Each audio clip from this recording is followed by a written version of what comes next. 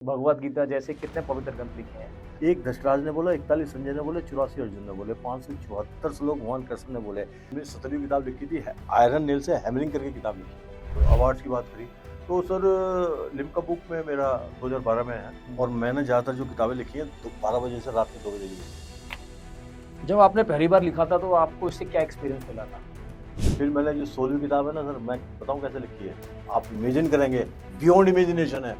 But writing में challenge और भी है, वो है शायद अर्निंग। ये मैंने भागवत गीता पहले लिखी और ये आध्यात्मिक चीज़ है।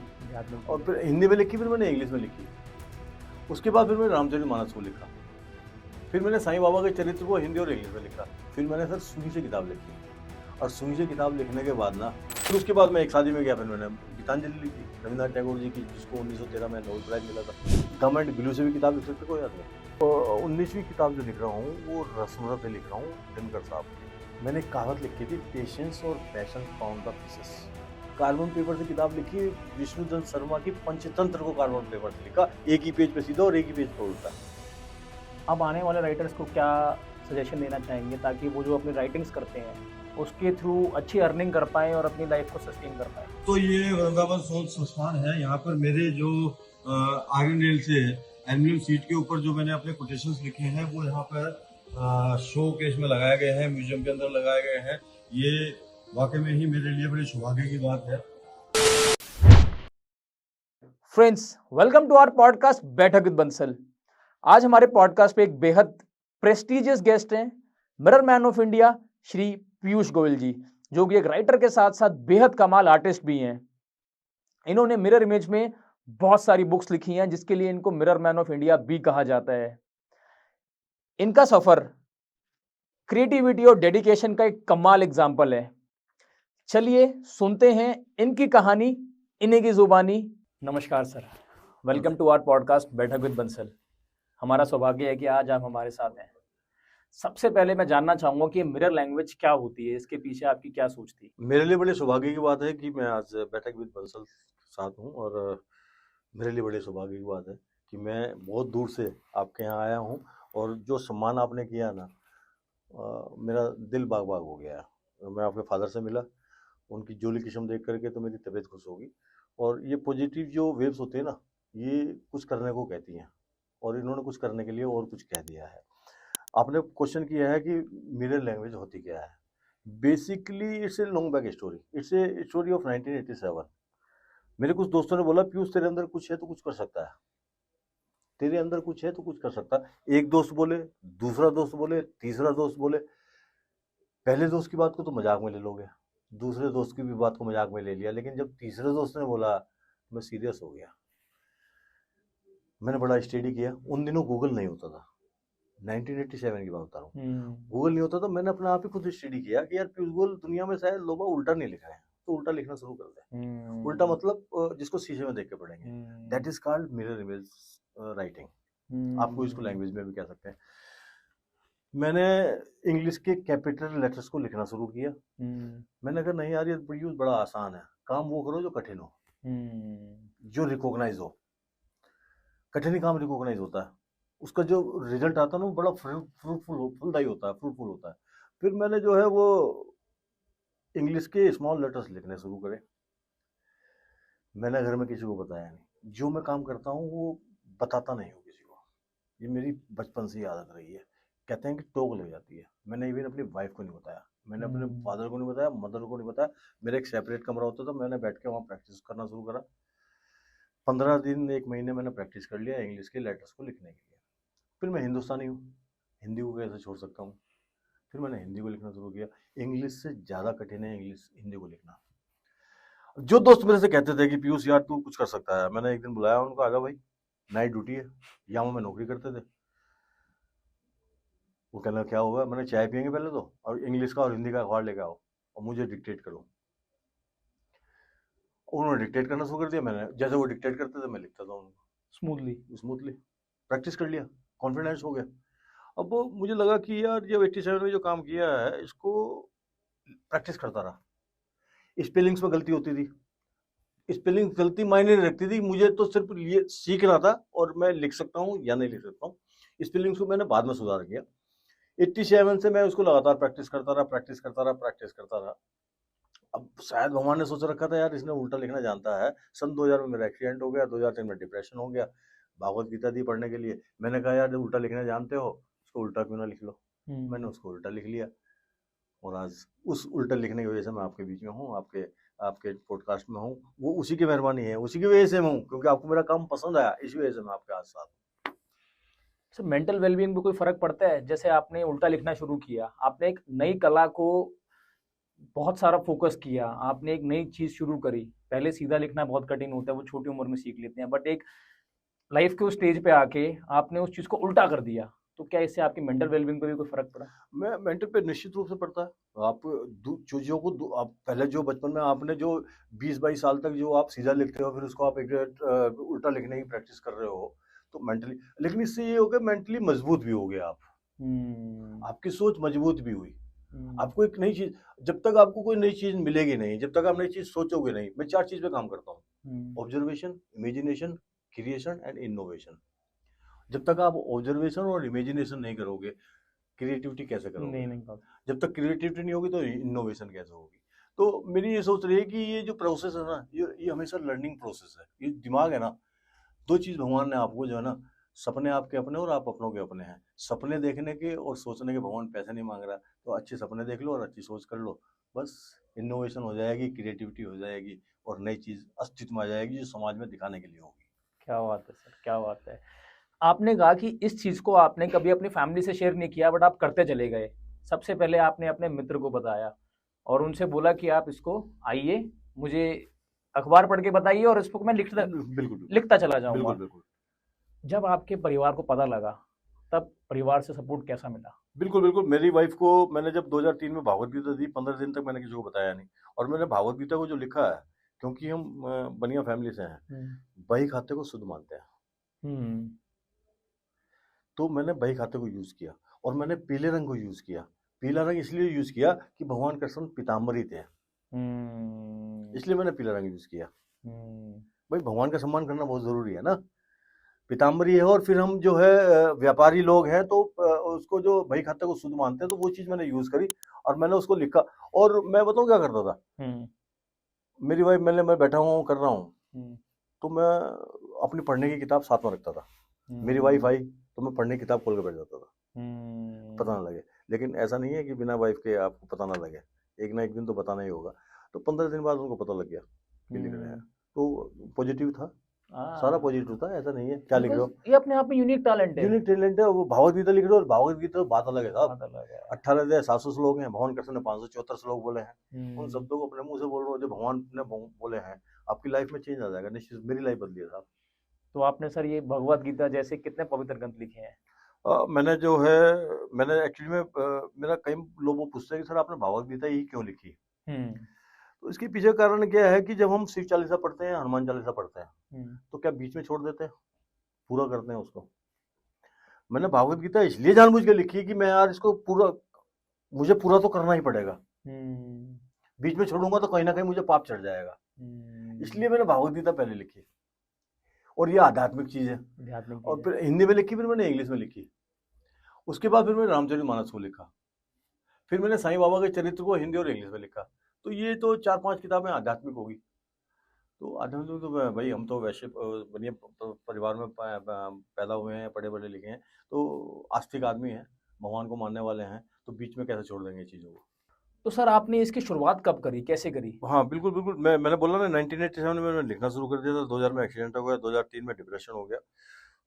जिंदगी में दोस्त बड़े काम करते हैं, और आपके दोस्त होने चाहिए, भले ही कम हो लेकिन अच्छे होने चाहिए। मेरी जिंदगी में 3 या 4 दोस्त हैं जो मैं जो काम करता हूँ, तो मैं जब कुछ आधा काम कर लेता हूँ तो उनको शेयर करता हूँ, क्योंकि वो अच्छे होंगे तो मुझे मोटिवेट करेंगे। पीयूष तूने यार वो काम शुरू किया था, उसका क्या हुआ? बीच बीच में ठोकते रहेंगे, तो मेरी एक नैतिक जिम्मेदारी बन जाएगी उस काम को पूरा करूँ। तो उसने भागवत गीता दी पढ़ने के लिए, और भागवत गीता पढ़नी हुई, मेरा डिप्रेशन भी खत्म हो गया, मेरी लाइफ चेंज होगी। डेस्टिनेशन ने मेरी लाइफ को ट्रांसफॉर्म कर दिया, और ऐसा ट्रांसफॉर्म किया कि मैंने 2003 में एक पेड़ लगाया था, 2024 में उस पेड़ के जो मैंने फल मीठे खा रहा हूँ, खिला भी रहा हूँ और खा भी रहा हूँ, छाया भी दे रहा हूँ और छाया ले भी रहा हूँ, और पूरी दुनिया को दे रहा हूँ। हर जगह कहा जाता है कि जीवन में कुछ करना है ना तो भगवत गीता पढ़ लो, लाइफ अपने आप बदल बिल्कुल जाएगी। बिल्कुल, मैं यहाँ पे बोलना चाहूंगा कि भागवत गीता पूरी दुनिया का सबसे ज्यादा भाषाओं में अगर अनुवाद हुआ है तो भागवत गीता का हुआ, अगर अनुवाद हुआ है तो रामायण का हुआ है, अगर अनुवाद हुआ है तो रामचरितमानस का हुआ है। मेरे सौभाग्य में ऊपर वाले ने दर्पण छवि में हाथ से लिखवा दी। इससे बड़ा मैं अपने आप को सौभाग्यशाली समझता हूँ कि भगवान ने ये काम मेरे से करवा दिया, और मैं अपने आप को समझता हूँ कि यार इट्स अ गॉड ब्लेसिंग, ऊपर वाले का आशीर्वाद है। और इस पॉडकास्ट के माध्यम से बोलना चाहता हूँ, जिंदगी में एक बार जरूर पढ़ो, once in your life time. आपके अलमारी के अंदर भागवत गीता होनी बहुत ज़रूरी है। भाई बहुत लोगों की लाइफ बदली है, मेरी बदली है। एक बार पढ़ के देख लें, 700 श्लोकों में से 574 श्लोक भगवान कृष्ण ने बोले हैं, उन शब्दों को अपने मुंह से बोल के देख लो। सर पहले सवाल था, फिर ख्याल था, आज आपसे मिलने के बाद अब ये सच्चाई बनने वाली है बहुत जल्दी, और मैं इसको बहुत जल्दी पढ़ना शुरू कर दूंगा। बिल्कुल पढ़ना शुरू करो, और मेरे तो जितने भी सब बैठे हुए ना सब पढ़ो, और पॉडकास्ट में जो देख रहे हैं ना एक बार पढ़ो यार, उसको मजा आने वाला है, जिंदगी बदलने वाली है। एक धृतराज ने बोला, 41 संजय ने बोले, 84 अर्जुन ने बोले, 574 श्लोक भगवान कृष्ण ने बोले 5600 साल पहले। अगर मैं दुनिया का सबसे पहला मोटिवेशन स्पीकर मानता हूँ ना तो भगवान कृष्ण को ही मानता हूँ। क्या बात है सर, क्या बात है। जिन्होंने हमारे लिए नहीं बोले, पूरी दुनिया के लिए बोले, पूरे विश्व के लिए बोले, और ऐसे शब्द बोले जिनसे लोगों की जिंदगियां बदली हैं। भाई इंग्लिश में अगर 26 की बात करेंगे, हिंदी में बात करेंगे, तो भाई ये जो अक्षर है, अक्षर का ज्ञान आपको भी, अक्षर का ज्ञान मुझे भी है, लेकिन शब्दों का ज्ञान आपको कितना है, शब्दों का ज्ञान मुझे कितना है, वो आपकी शिक्षा के ऊपर निर्भर करता है, आप कितने शिक्षित हैं। अब जल को हम पानी भी बोलते हैं, नीर भी बोलते हैं। अब मुझे तो जल भी पता है और पानी पता है, नीर नहीं पता है। तो शब्दों का ज्ञान होना बहुत जरूरी है। और शब्द कहाँ से आएंगे, जब आप शिक्षित होंगे और अच्छी तरह से शिक्षित होंगे। तो ये अक्षर ही तो है, ये शब्द ही तो हैं जो आपके ज्ञान को परिपक्व बनाते हैं। तो दोस्तों पढ़ लो यार, लिख लो यार, मजा आने वाला है। कोई पर्टिकुलर रूटीन या हैबिट जो आपको काफी मदद करती है, खास करके आजकल के बिजी लाइफस्टाइल में? बिल्कुल, सबसे बड़ी बात यह है कि आपके अपनी लाइफ के अंदर दो चीज होती है, गोल और target. Goal is decided by me और target is decided by you.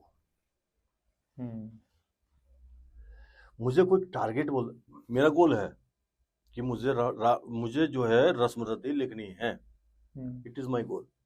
और किसी ने मुझे बोल दिया कि यार तुम्हें जो है ना ये किताब लिखनी है, उसने मुझे टारगेट दे दिया, और आपको यकीन करूँ ना, मैंने उस टारगेट को पहले अचीव कर लिया। और जिंदगी में एक चीज और बोलता हूँ, मैं कमिटमेंट कर लेता हूँ अपने आप से, तो फिर मैं अपनी भी नहीं सुनता। तो मैं अपने आप से कमिटमेंट कर लेता हूँ, और कमिटमेंट करने के बाद उस परमपिता परमेश्वर का नाम लेकर के इस काम को शुरू करता हूँ। मुझे पता है अगर मैं सच्चा हूँ, अच्छा हूँ, ईमानदार हूँ, और जो मैं काम कर रहा हूँ वो अच्छा ही होगा साहब, बढ़िया ही होगा, क्योंकि मुझे पता है कि मैं एक शुद्ध, एक सच्ची नीयत से काम कर रहा हूँ। भाई कौवा कंकड़ डालकर पानी पी सकता है, तो यार मैं किताब क्यों नहीं लिख सकता। बस समय 24 आवर्स ही हैं, उसमें से आपको अपने समय निकालना है। 8 घंटे सोना भी है, 8 घंटे ड्यूटी पे भी जाना है, बच्चों के साथ भी रहना है, क्रिकेट का प्रेम भी है, सचिन तेंदुलकर को भी देखना है, विराट कोहली को भी देखना है, और फिर उसमें से कुछ समय भी निकालना अपने लिखने के लिए। तो ये इसे टाइम में बेसिकली इट डिपेंड्स ऑन आपके टाइम मैनेजमेंट डिसाइड करता है। दूसरा आपका पैशन कितना है। मैंने एक कहावत लिखी थी, पेशेंस और पैशन काउंट द फिशेस। क्योंकि मैंने वो ये जब लिखा था, जिसके पास पेशेंस है और पैशन है, वो सबसे ज्यादा मछलियां लेके आता है। अगर मछुआरा लेके बैठा हुआ है नदी किनारे के, और कठुआ उसने डाल रखा है नदी के अंदर, और 3 बैठे हुए हैं, 1 2 3, एक 10 बजे आया, एक 12 बजे आया, एक 8 बजे आया, और शाम को 6 बजे जा रहा है। एक 12 बजे आया, वो 2 बजे जा रहा है। एक 10 बजे आया, वो 4 बजे जा रहा है। तो मछली किसके पास ज्यादा होंगे सर? 6 बजे वाला। Patience and passion count the fishes. मुझे पता है कि जितना पैशन होगा, जितना पेशेंस होगा, उतनी ज्यादा मछलियां मैं अपने कटोरे में रख ले जाऊंगा। आपके लिखने के लिए सबसे अच्छा स्थल कौन सा है? सर मेरा अपना सेपरेट कमरा है, और मैंने ज्यादातर जो किताबें लिखी हैं 12 बजे से रात के 2 बजे के बीच में लिखी है। अच्छा, 12 रात के 12? रात के 12 बजे से 2 बजे के बीच में। मैं डिस्टर्ब नहीं करना चाहता किसी को। तो इसके अंदर कोई खास एम्बियंस की भी जरूरत होती है, कुछ खास लाइटिंग की, म्यूजिक हाँ, की? लाइटिंग की तो जरूरत पड़ेगी जब आप लिखेंगे। हाँ जी। तो जब मैंने अपनी 17वीं किताब लिखी थी, आयरन नेल से हैमरिंग करके किताब लिखी है मैंने, और उसके लिए सेपरेट कमरे की जरूरत पड़ेगी।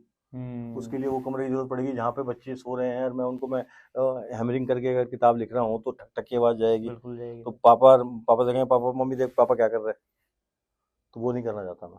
सर इसके बारे में आपने बताएंगे, जिसका अभी आपने जिक्र किया कि जो नीडल हैमरिंग करके जो हाँ। आपने किताब लिखी है, सर मैंने ये कला कहाँ से हाँ आपके प्रेरणा मिली? जब मैंने भागवत गीता लिखी, भागवत गीता लिखने के बाद मैं सोनीपत चला गया। डिप्रेशन खत्म हो गया, एटलस साइकिल सोनीपत चला गया। वहाँ साईं मंदिर था, साईं मंदिर में जाता था, वो अखबार निकालते थे, उसमें अखबार में उन्होंने भागवत, उनको पता लगा कि पीयूष गोयल ने भागवत गीता लिखी है। उन्होंने वो अखबार आर्टिकल में, वो अखबार के अंदर आर्टिकल छाप गया। वो आर्टिकल रोहतक पहुंच गया। अच्छा। रोहतक से दैनिक जागरण वालों का फोन आ गया, पीयूष जी भागवत गीता के ऊपर हम कुछ लिख रहे हैं और आपका इंटरव्यू चाहिए। वो भागवत गीता, वो देखो लिंक कहाँ से बनता है। मैं दादरी का आदमी, मैं सोनीपत चला गया, अखबार में आर्टिकल छप गया, छपने के बाद वो दैनिक जागरण में छप गया, दैनिक जागरण से वो जो है कुरुक्षेत्र पहुंच गया, कुरुक्षेत्र से बुलावा आ गया, मैं वहाँ चला गया, मैंने उन्हें भागवत गीता दिखाई। उन्होंने मुझे कहा कि वाह, मेरे पास पूरी दुनिया की भागवत गीता है, ये उल्टी आपने लिख दी, भगवान कृष्ण ने आपसे ये जो काम आपके पास, जो उसको पता था, आपका एक्सीडेंट भी हुआ, आप 9 महीने खाट पे भी रहे, उसके बाद उसको पता था कि यार इस आदमी को जीवित रखना है, तो भागवत गीता उल्टी मुझे इसी से लिखवानी है, जो एक बची हुई थी वो आपसे पूरी करवा दी। वहाँ कॉन्फ्रेंस हुई, किसी ने पूछ लिया पीयूष जी भागवत गीता उल्टी लिख दी, इसको पढ़ेगा कौन? मैंने उससे कहा, वाल्मीकि जी ने मरा मरा बोला, राम राम निकला। रामायण लिख दी संस्कृत भाषा में, मेरी पूरी दुनिया को संदेश है, सीधी नहीं तो यार उल्टी पढ़ लो, मेरी लाइफ बदली है तो आपकी भी लाइफ बदलनी चाहिए। क्या बात है। मैं बीइंग ए मैकेनिकल इंजीनियर, मैं मैकेनिकल इंजीनियर कुछ भी कर सकता है। तो मैंने कहा सर यार इंजीनियर कुछ भी कर सकता है सर, मैं खुद इंजीनियर हाँ, हूँ सर। मैं उसको पपलू बोलता हूँ, हर जगह सेट है वो, सेट है, कहीं भी चला जाए जुगाड़ू पक्का, हिम्मत कर, कुछ ना कुछ करेगा, जरूर निश्चित करेगा। करेगा। अब अपने फायदे के लिए, अपने देश के फायदे के लिए, अपने घर के फायदे के लिए कुछ ना कुछ तो वो करेगा ही करेगा। सर अलग अलग सोचना सीखा है ना। तो हाँ बिल्कुल सोचा, अलग ही सोचा। तो फिर मैंने कहा यार उसकी बात तो सही है, प्रैक्टिकल थ्योरेटिकल में अंतर होता है। फिर मैंने यार ऐसी चीज लिखूं जिसको पढ़ने के लिए शीशे की जरूरत ना पड़े। ऑब्जर्वेशन उसने दे दिया, इमेजिनेशन मैंने कर ली। फिर मैंने सर सुई से किताब लिखी, और सुई से किताब लिखने के बाद ना, वो कहते हैं ना कि एक आदमी की पहली फिल्म हिट होगी, मेरी फिल्म हिट होगी साहब। सर हिट भी ऐसी हुई है कि आज पूरी दुनिया में है, चर्चे हैं सर। पूरी दुनिया पूछ रही है कि सर सुई वाली किताब दिखा दो साहब, दिखा दो कैसी है साहब। सर आपको नाम मिल गया, mirror man of India. Mirror में जो मैन ऑफ इंडिया के नाम से। और मैंने नहीं दिया सर, ये अखबार वालों ने दिया था। फिर उसके बाद मैं एक शादी में गया, फिर मैंने गीतांजलि लिख दी, रविन्द्रनाथ टैगोर जी की, जिसको 1913 में नोबेल प्राइज मिला था, उसको मैंने मेहंदी कौन से लिखा। फिर मैंने कार्बन पेपर से, किस चीज से सर? मेहंदी कौन से लिखा था। अच्छा। फिर मैंने कार्बन पेपर से किताब लिखी, विष्णुचंद्र शर्मा की पंचतंत्र को कार्बन पेपर से लिखा, एक ही पेज पे सीधा और एक ही पेज पे उल्टा। गजब सर। उसके बाद फिर मैंने फ्लूट पेन से लिखा, फिर मैंने फिर फैब्रिकॉन लाइनर से लिखा। फिर मैंने जो 16वीं किताब है ना सर, मैं बताऊं कैसे लिखी है, आप इमेजिन करेंगे, बियॉन्ड इमेजिनेशन है। गम एंड ग्लू से भी किताब लिख सकते कोई आदमी? ग्लू? गम एंड ग्लू से किताब लिख सकता है? गम एंड ग्लू से सर नहीं। सर लिखी है सर, लोगों से पेस्टिंग नहीं होती सीधे तरीके से? हमने गम एंड ग्लू से किताब लिखी है, और सर ऐसी लिखी है, उस पर रंग कैसे दिया पता है आपको सर? गम एंड ग्लू कैसा होगा सर? सफेद रंग का होगा। बिल्कुल सर। उस पर रंग कैसे लिया सर?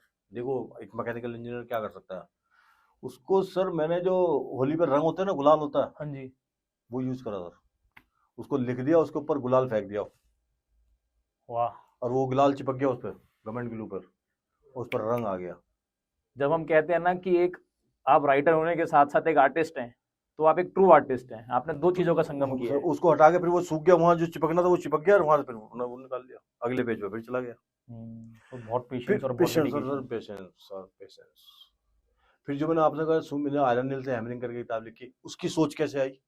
क्योंकि जो मैंने सुई से किताब लिखी थी, कागज के ऊपर लिखी थी, और कागज की उम्र कितनी होगी सर? 25-30 साल होगी, 35 साल 40 साल, कागज खराब हो जाएगा।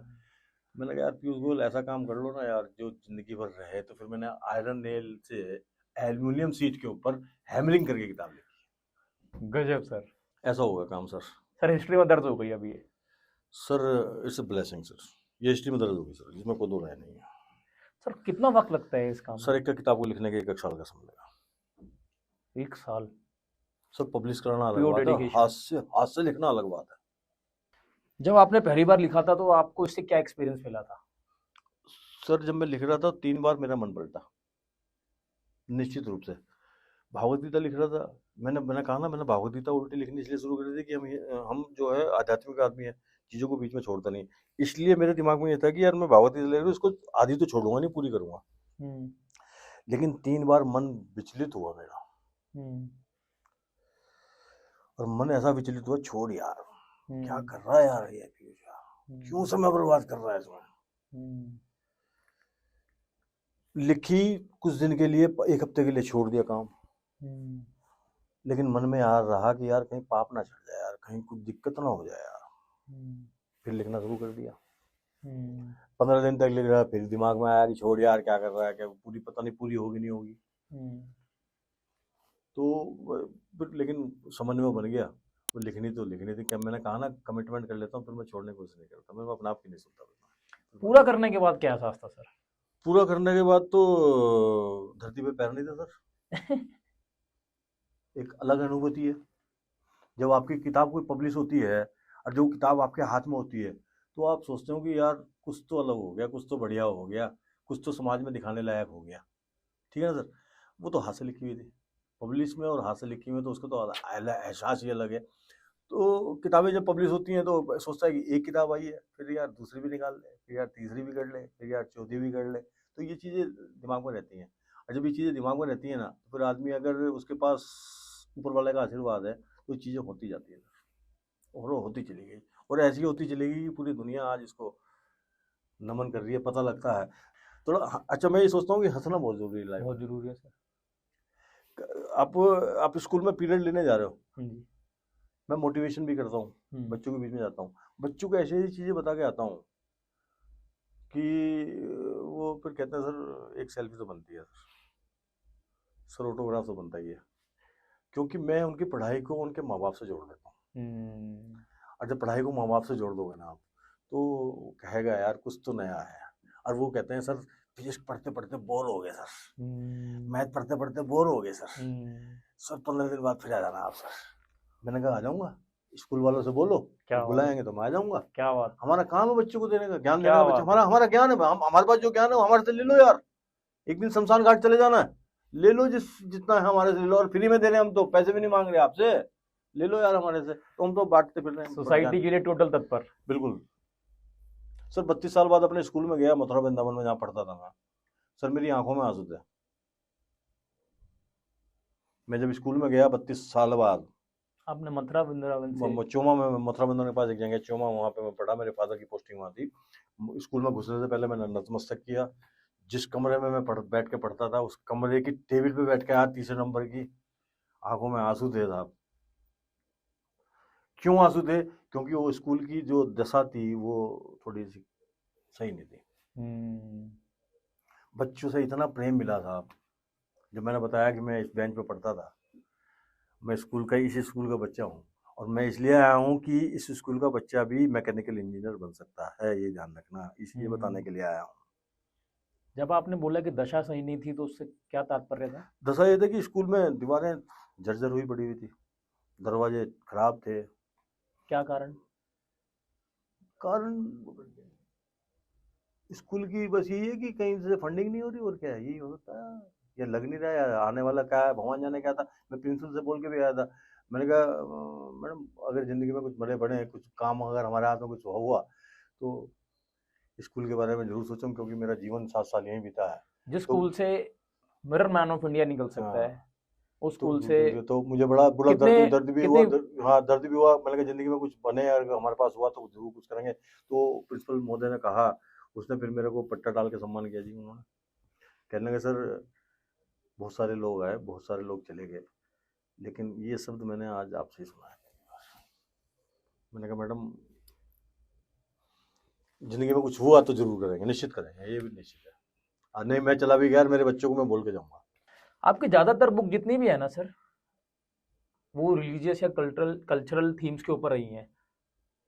इसके पीछे क्या प्रेरणा रही है? आध्यात्मिक तो इसलिए रही कि जो काम करूंगा वो मैं पूरा करूंगा, पहली बात। और मैंने मधुशाला लिखी, हरवंश राय बच्चन जी की लिखी। मैंने रविन्द्रनाथ टैगोर जी की गीतांजलि लिखी, क्योंकि मैं मधुशाला से भी बहुत प्रभावित हूँ, मैं गीतांजलि से बहुत प्रभावित हूँ, मैं पंचतंत्र से बहुत प्रभावित हूँ। जो चीज़ें काम की है ना सर, जिसके अंदर कुछ छिपा हुआ है, उन चीज़ों को लिख लो, वो रिकॉग्नाइज है, वो बड़े बड़े राइटर हैं। तो बड़े राइटर, अब मैं जो 19वीं किताब जो लिख रहा हूँ वो रस्मरथ लिख रहा हूँ, दिनकर साहब की। दिनकर साहब। और रस्मरथी में भगवान परशुराम जी का और कर्ण का संवाद है, और परशुराम और कर्ण का संवाद दिल को यहाँ तक जाता है साहब। उस संवाद को मैं कई बार ऐसा लगता है कि यार तू पीयूष जी रहा है इस संवाद को, और वो लगता है इसके अंदर कुछ है, बूस्ट करता है। तो उसके अंदर पहला सर्ग मेरा पूरा हो गया, दूसरा सर्ग मैंने स्टार्ट कर दिया है, तो धीरे धीरे पूरा हो जाएगा। इमेजिनेशन हो जाएगा, पूरा वही हो जुड़ जाएगा। रही है हाँ, आपको। बिल्कुल बिल्कुल पूरा होगा। और अलग तरह से लिख रहा हूँ, पेंसिल से लिख रहा हूँ, रंगीन पेंसिल से लिख रहा हूँ। अगर आप बताना चाहो तो आपका सबसे फेवरेट कोई भी वहां से। नहीं सर, मैं भागवत गीता के श्लोक मेरे को एक्चुअली में याद करने की बड़ी कोशिश करी। श्लोक नहीं सर, वहां से कोई ऐसी सीख जो दुनिया को देना चाहो आप। सर, डिप्रेशन दूर होने का कारण एक यही था, तू क्या है, तू कौन है, तू क्या लेके आया था, तू क्या लेके जाएगा। वहीं डिप्रेशन खत्म हो गया था मेरा। तुझे पैदा होने से पता था कि तेरा नाम पीयूष कुमार गोयल है, फिर क्यों सोच रहा है। तेरे चले जाने के बाद तुझे पता है कि तेरा क्या होगा, क्यों डिप्रेशन करता है यार। सब कुछ तो उसके हाथ में है। बस यही अपने आपको न्यूट्रल कर दिया, अपने आप को न्यूट्रल कर दिया। फिर सोचना मैंने बंद कर दिया कि ये डीप मत सोचो। जितना अच्छा एक चीज़ है, ये खतरनाक है, जितना डीप सोचोगे ना वो आपके लिए खतरनाक हो जाएगा। कुछ चीज़ों के लिए उसके ऊपर भी छोड़ दो ना, उस परमपिता परमेश्वर के लिए छोड़ दो। उस मंदिर में जो पत्थर की मूर्ति है उसके सामने जाकर के मत्था टेक करके आया था ना, वो चीज़ आपके घर तक आते तो 4 चीज़ मांगी तो 2 चीज़ आपको मिल जाती हैं। उसके लिए भी छोड़ दो कुछ चीज़। आप घर में हैं, मम्मी पापा आपके घर में हैं, कुछ चीज़ें हो सकता है कि आपकी मैनेज नहीं हो रही। पापा पूछ रहे, पर देखिए जरा बहुत पूछे पीयूष को क्या हुआ, क्या दिक्कत क्या है, मेरे पास भेज रहा है इसको, क्या हुआ, क्यों उदास है। पापा जी ऐसे ऐसे हो गया, चिंता मत कर, हम बैठे ना। तो वो क्या होता है, वो दिमाग उसका जो है ना, वो जो 100% की परेशानी नहीं है, वो 50% तो माँ बाप के शब्दों ने उसे खत्म कर दिया। सब ठीक हो जाएगा, चिंता मत कर, विश्वास है ना तुझे, तुझे मेरे ऊपर विश्वास है, तुझे भगवान के ऊपर विश्वास है, बस। वो आदमी कमरे में जाकर रिलैक्स। तो कुछ चीज़ें उसके लिए भी छोड़ दो आप। आपका काम करना आप करो, क्योंकि पूरी दुनिया नतीजे को सलाम करती है, प्रयास करने वालों कभी हार नहीं होती है। दूसरी चीज़ जो मैं हर जगह बोलता हूँ, सपने आपके अपने और आप अपनों के अपने। अपने सपने पूरे कर लो, क्योंकि आपके सपने आपके तो अपने हैं ही, आपके मम्मी पापा के भी हैं। और सपने देखने भगवान पैसे नहीं मांग रहा, सोचने के पैसे नहीं मांग रहा। दोस्त इसी जन्म में पूरा कर लो, क्योंकि ये जिंदगी मिलेगी ना दोबारा। क्या बात। वो कहते हैं ना कि जब एक उम्र के बाद माँ बाप के सारे सपने माँ बाप देखते हैं अपने बच्चों में, तो बच्चों के सपने उनके अपने हो जाते हैं। जो मम्मी पापा से करता है प्यार, वो मेहनत से नहीं करता है इनकार। गजब सर। और बच्चों से भी बोलता हूँ, यूथ को मैं बोलता हूँ, मैं 3 चीज़ में बोलता हूँ। बच्चे मैंने देखे हैं कि बच्चे क्या करते हैं, मोटरसाइकिल मिली नहीं, दोस्त को बिठाया नहीं, हेलमेट लगाया नहीं, 60 और 80 की स्पीड पर निकल जाते हैं और जिग जैग करके चलाते हैं। यार किसी के दुलारे हो, किसी के बहुत अपने हो, मत चलो यार, मत करो ये। मम्मी इंतजार कर रही है, पापा इंतजार कर रहा है, उन्होंने बहुत चाव से चीज दिलाई है। और तुमको पैदा किया, उन्होंने सपने पाल रखे हैं, मेरा बेटा ये करेगा, मेरा बेटा मेरे लिए मकान बनाएगा, मेरे लिए बेटा मेरे लिए कार लेकर आएगा। करो यार पूरे। दूसरी चीज, पानी, आप तो यहाँ रह रहे हैं, ये पानी को बचा लो यार। पानी बचाना बहुत जरूरी है, बहुत जरूरी है। आने वाली जनरेशन माफ नहीं करेगी। तीसरी चीज मैं बोलता हूँ, मैं जब भी कोई एम्बुलेंस घर से आगे से निकलती है या कहीं मैं मार्केट में होता हूँ, तो मैं 3 चीज होते हैं, तन मन और धन। तन से मैं उसकी सेवा नहीं कर सकता, अनजान आदमी है, मैं नहीं जानता। धन मैं दे नहीं सकता, अनजान आदमी है। लेकिन मन से तो कह सकता हूँ कि हे ईश्वर, जो आदमी इस गाड़ी के अंदर जा रहा है वो सुरक्षित अपने घर वापस आ जाए। तो 3 चीज़ मैं बोलता हूँ यार, तीनों चीज़ कर लेना, 80% सफल हो जाओगे ज़िंदगी में। ये चीज़ें हैं सर ज़िंदगी में, और ये मैं हर जगह बोलता हूँ, हर जगह बोलता हूँ। जो आदमी इस एम्बुलेंस के अंदर जा रहा है उसके लिए मन से प्रार्थना कर दो एक बार कि जो आदमी इसमें गया है वो सुरक्षित अपने घर पर पहुंच जाए। मन से कह सकते हो ना। और 100 आदमियों की दुआ लगेगी। दुआ और पुण्य, दो ऐसी चीज़ें हैं जो, सर हाउस होता है HOUSE, उसको यूज़ कर रहे हैं USE, लेकिन उस हाउस को होम कब बनाएंगे? HOME, ओम है उसके अंदर सर। उस हाउस को जो है होम कब बनाओगे? जब उसके अंदर ओम आ जाएगा। और ओम कब आएगा? जब अपने मम्मी पापा की सेवा करोगे, जब दादा दादी के साथ बैठोगे, जब गुरु का मान सम्मान करोगे, जब मोहल्ले में कहेंगे कि हाँ ये बच्चा बड़ा बढ़िया है, जब दुआ भी मिलेंगी, पुण्य भी मिलेगा, और हाउस जो है ना होम हो जाएगा। सर ये प्रैक्टिकल है, ये सोचने से समझने से आती हैं चीजें। सर 2 पात्र होते हैं, 2 पात्र। एक वो पात्र है जो आप मम्मी पापा के घर में पैदा हुए, वो वैशल, उसको मैं बोलता हूँ वैशल। और वो खाली पात्र होता है, खाली है सर वो, उसको कुछ नहीं पता उसको। 20-25 साल की उम्र में जाकर के आप फिर एक पात्र बनता है जिसको बोलता हूँ करेक्टर। वो भी पात्र ही है, वैशल भी पात्र ही है, वो खाली पात्र है। और 24 साल की उम्र में जो आप करेक्टर बने हो, वो करेक्टर क्या बने हैं? आपने अपने समाज में, अपने गुरु से, अपनी पढ़ाई से वो करेक्टर आपके अंदर आया, और वो करेक्टर को आपने निभाना है। वो करेक्टर आप हीरो बन के निभाएं या विलेन बन के निभाएं, वो डिसाइड आप पे करता है। एक आप वो भी बात करते हैं ना कि 3 तरह के मंदिर होते हैं जीवन में। हाँ, मैं वो बोलता हूँ, हर जगह बोलता हूँ, और जब तक हूँ बोलता रहूँगा। एक मंदिर वो है जो आपका, आप जिस मंदिर में आप पैदा हुए हैं वो माँ बाप का दिया हुआ मंदिर है।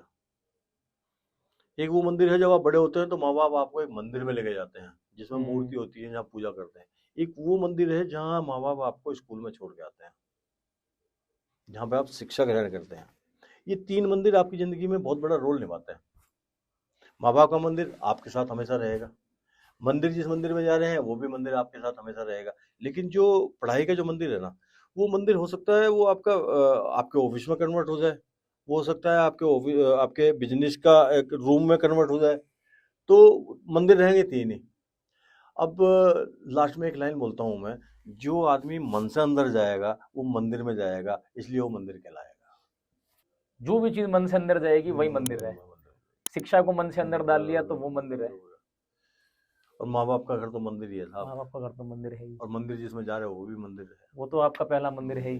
दूसरा मंदिर जो भी जिस मंदिर में तो हम ये जाते मंदिर हैं, है, मंदिर को ये चीजें जब आएंगी, जब आप सोचोगे, समझोगे, अच्छे लोगों में बैठोगे। सर कितनी बढ़िया बात बोली है आपने। ये सोचने वाली बात नहीं है सर, ये निभाने वाली बात निभाने है वाली कि दुनिया जानती है माँ बाप का घर और माँ बाप मंदिर है।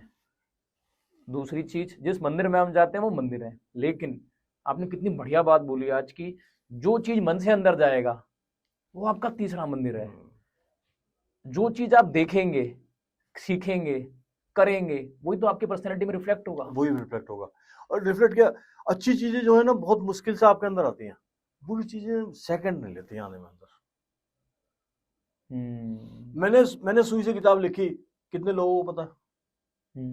और मैं कोई गलत काम कर दूं, पूरी जगह पे, पूरे विश्व में फैल जाएगा, अरे उस आदमी ने यार ये कर दिया, उसने उसको थापड़ मार दिया, या उसने उसको ये कर दिया, उसको पूरी 5 मिनट के अंदर पूरे क्षेत्र में पता लग जाएगी। और मैंने जो सुई से किताब लिखी है वो बताने से पता लग रही है। ये साला दुर्भाग्य है। वो कहते हैं ना कि काम करके नाम बड़ी मुश्किल से होता है, और गलत कर दो काम तो 1 मिनट में बदनाम हो जाता है। 2 तरह के लोग होते हैं, कुख्यात और विख्यात। तो हम तो भाई विख्यात की श्रेणी में लिखना चाहते हैं अपना नाम, कुख्यात तो बनना नहीं चाहते। इसी बात से सारी चीज पूछना चाहूंगा कि आपके रीडर्स के फीडबैक से आपको क्या कुछ सीखने को मिला है?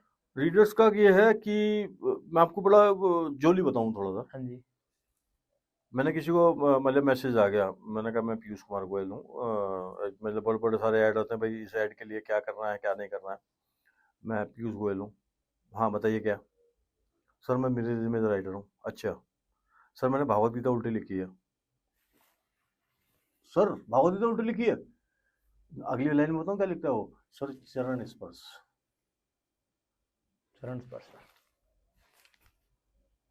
किससे हुआ सर संभव? ये पीयूष गोयल से संभव नहीं हुआ। वो जो मिरर इमेज में भागवत गीता लिखी है उससे संभव हुआ सर। ये आपका नाम नहीं, आपका काम से आपका नाम है साहब। तो ये रिव्यू मिलते हैं, और रिव्यू तो बस पूछो मत ही साहब, इतने प्यारे प्यारे रिव्यू। 10 में से 10 लोगों के रिव्यू बढ़िया है। 17 किताबें हाथ से लिखना ये एक नाम है, और उसमें भागवत गीता का नाम लिख दो तो फिर तो सर बात ही अलग है। लिखने से जब इतना मान सम्मान है, भगवान कृष्ण अगर बगल में खड़े हो जाओ तो फिर तो नहीं ये बात हो जाएगा। क्या बात है। मैं एक शब्द बोलता हूँ, dream. D for dedication, R for reason, E for eagerness, A for aim, और M for motivation, self motivation. अक्सर मैं पूछता हूँ, मैं बच्चों से पूछता हूँ, क्योंकि हम मोटिवेशन वाले आदमी हैं तो मोटिवेशन ढूंढते हैं कहाँ से चीज़ मोटिवेशन मिल जाए, और उस मोटिवेशन को हम अपने यहाँ रखें और बच्चों को शेयर कर दें, उससे कुछ वो मोटिवेट हो जाए, उनकी अपनी लाइफ में अप्लाई कर लें। अलग अलग लोग अलग तरह की बात करते हैं। मेरा क्वेश्चन ये है कि मैं हमेशा ये पूछता हूँ कि भगवान कृष्ण अर्जुन के रथ पे क्यों बैठे थे? उनको क्या जरूरत पड़ गई थी ड्राइवरी करने की? आज आप किसी को कहोगे ड्राइवर बन जाओ, बनोगे क्या? नहीं बनेगा। भगवान कृष्ण अर्जुन के सारथी बन गए थे। ड्राइवर नहीं कहूंगा, सारथी कहूंगा। सारथी क्यों बन गए थे? हे पार्थ, उनके गुरु थे द्रोणाचार्य। अब आप शिक्षा ग्रहण कर लेते हो तो उसकी परीक्षा होती है। अब आप इंटर में जाएंगे तो आपको अगर MBBS करना है तो इंटर की परीक्षा पास करनी होगी, निश्चित होगी। अब द्रोणाचार्य ने कहा कि भाई मेरे शिष्य जो है पारंगत हो गए हैं, अब इनका परीक्षा लेने का समय आ गया, जंगल में चले गए। तो भगवान कृष्ण ने जो द्रोणाचार्य थे, तो द्रोणाचार्य ने पूछा भाई वो सामने क्या दिखाई दे रहा? तो सब चारों भाइयों ने बोला कि चिड़िया दिखाई दे रही है। अर्जुन ने कहा था सर चिड़िया की आंख दिखाई दे रही है। तो मैं बच्चों से बोलता हूँ, लक्ष्य अपना चिड़िया की आंख बना लो।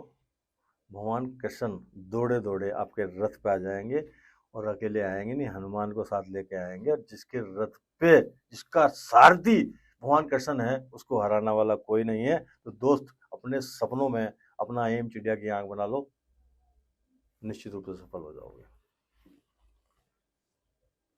ये कुछ चीजें हैं जो मैं शेयर करता हूँ, और शेयर करनी जरूरी भी है। एक शब्द है, सपने आपके अपने और आप अपनों के अपने। अपने सपने पूरे कर लो, क्योंकि सपने आपके मम्मी पापा के हैं। बच्चे वहीं, एक जगह मैं गया एक स्कूल में, तो एक लड़की की आंखों में आंसू। मैंने बेटा क्यों रो रही हो? सर आपने बात ही ऐसी बोल दी, जो मम्मी पापा से करता है प्यार मैंने से नहीं करता इसका। वो आंखों में आंसू, और एक लड़की के नहीं 2-3 लड़कियों की आंखों में आंसू। कहने लगे सर आपने तो बिल्कुल मम्मी पापा की याद आ गई। तो ये चीजें ही ऐसी हैं। तो फैक्ट है कि आपको आपकी जिंदगी में सबसे बड़ा कौन है? मम्मी पापा है। और मम्मी पापा से आप प्यार करते हो। उस मम्मी पापा की जो मम्मी से पापा से प्यार करते हो, तो यार किताबों से भी प्यार कर लो, अपने लक्ष्य भी प्यार कर लो, अपने सपने पूरे कर लो। तो सपने कैसे पूरे करेंगे? जब यहाँ दिल से लगाएंगे, और दिल से लगाएंगे और करेंगे कहाँ से पूरे? यहाँ से पूरे करेंगे। कर लो यार, मना किसने किया? मातृभूमि को लेकर सर क्या कहना है? मातृभूमि सर, हम तो ट्रू सिटीजन ऑफ इंडिया। आज की डेट में 57 साल का हूँ सर। हिंदुस्तान सरकार कहेगी कि पीयूष गोयल तुम्हारी जरूरत है, चलना है, तो सर सीने पर गोली खाने के लिए तैयार हूँ, आज भी तैयार हूँ अपनी देश के लिए। तो सर पक्का, निश्चित रूप से, मैंने कहा ना, ट्रू सिटीजन ऑफ इंडिया। आप एक बात बोलते हैं कि इस देश जैसा देश नहीं है। बिल्कुल बोलता हूँ सर, हम बड़े सौभाग्यशाली हैं कि भारत जैसे देश में हम पैदा हुए हैं। क्योंकि जहाँ मैं रह रहा हूँ वहाँ एक तरफ गंगा है, एक तरफ यमुना है। अब ये देश बड़ा विचित्र है साहब। यहाँ हरिद्वार है, ऋषिकेश है, कंचनजंगा है, और संस्कृत भाषा हमारी देन है साहब। हमें प्राउड करना चाहिए कि हम हिंदुस्तान में पैदा हुए हैं, और एक ऐसा देश जहाँ से बहुत लोगों को बहुत कुछ मिला है। 0 हमने दिया है, दशमलव हमने दिया, पाई हमने दी है। फिर हम अपने देश पर गर्व क्यों ना करें साहब, और करना भी चाहिए। कुछ चीज़ें ऐसी हैं जिसकी वजह से हम थोड़ा सा पिछड़े हुए हैं, लेकिन धीरे धीरे समय बदल रहा है। ऐसी चीज़ें आएंगी, समय अपने आप अपना आकार लेंगी, अपने आप परिवर्तित होंगी। तो मुझे तो बड़ा गर्व होता है कि मैं हिंदुस्तान में पैदा हुआ। और मेरे से लोग पूछते भी हैं कि सर अगले जन्म में कहाँ पैदा होना चाहोगे और क्या बनना चाहोगे। तो मैं कहता हूँ कि मैं हिंदुस्तान में पैदा होना चाहूँगा, लेकिन एक काम कर दियो यार मेरे कहने से। कहने में क्या सर, वृंदावन में पैदा कर दिया। क्या और आदमी मत बनाइए, पेड़ बना दियो एक बढ़िया सा, क्या और ऐसा पेड़ बना दियो, और एक ऐसा पेड़ बना दियो जिसकी जिसके छाया लोगों को मिले बस। ओ हो। तो ये चीजें हैं जो अपने मन की भाव है सर, मैंने अपने भाव आपके सामने रख दी। तो हम इंडिया भारतीय होने पर मैं गर्व करता हूँ, और मैं हमेशा गर्व रहेगा साहब। सर ये तो वो देश है जहाँ पे हर चीज को पूछते हैं। पूछते हैं सर, यहाँ तो गाय गंगा में नहा के जाते हैं सर, यहाँ तो जानवर की पूजा होती है सर। ये वो देश है। और गजब की बात ये है कि विदेशी हमारी चीजों को अपना रहे हैं। वेस्टर्न कल्चर जो है हिंदुस्तान, आप चले जाओ मथुरा वृंदावन में, आपको धोती पहने में मिल जाएंगे, जिन्हें उनके उसमें डर होगा, माथे पे टीको। और हम लोग क्या कर रहे हैं सर? वेस्टर्न सर ऑनलाइन मंगा रहे हैं सर, वेस्टर्न हो रहे हैं हम। लेकिन समय पर ये चेंज होने वाला है सर, धीरे धीरे बदल जाएगा, निश्चित रूप से बदलेगा, क्योंकि उस चीज के इफेक्ट्स लोगों को दिखने शुरू हो गए हैं। दिखने लग गए हैं। सर एक वेंडर है जो मोहल्ले में ठेली लेके सामान बेच रहा है, वो भी सर साल महीने में 15-20 हजार रुपये कमा रहा है सर। एक वो है जो मोहल्ले में दुकान कर रहा है, वो भी कमा रहा है साहब।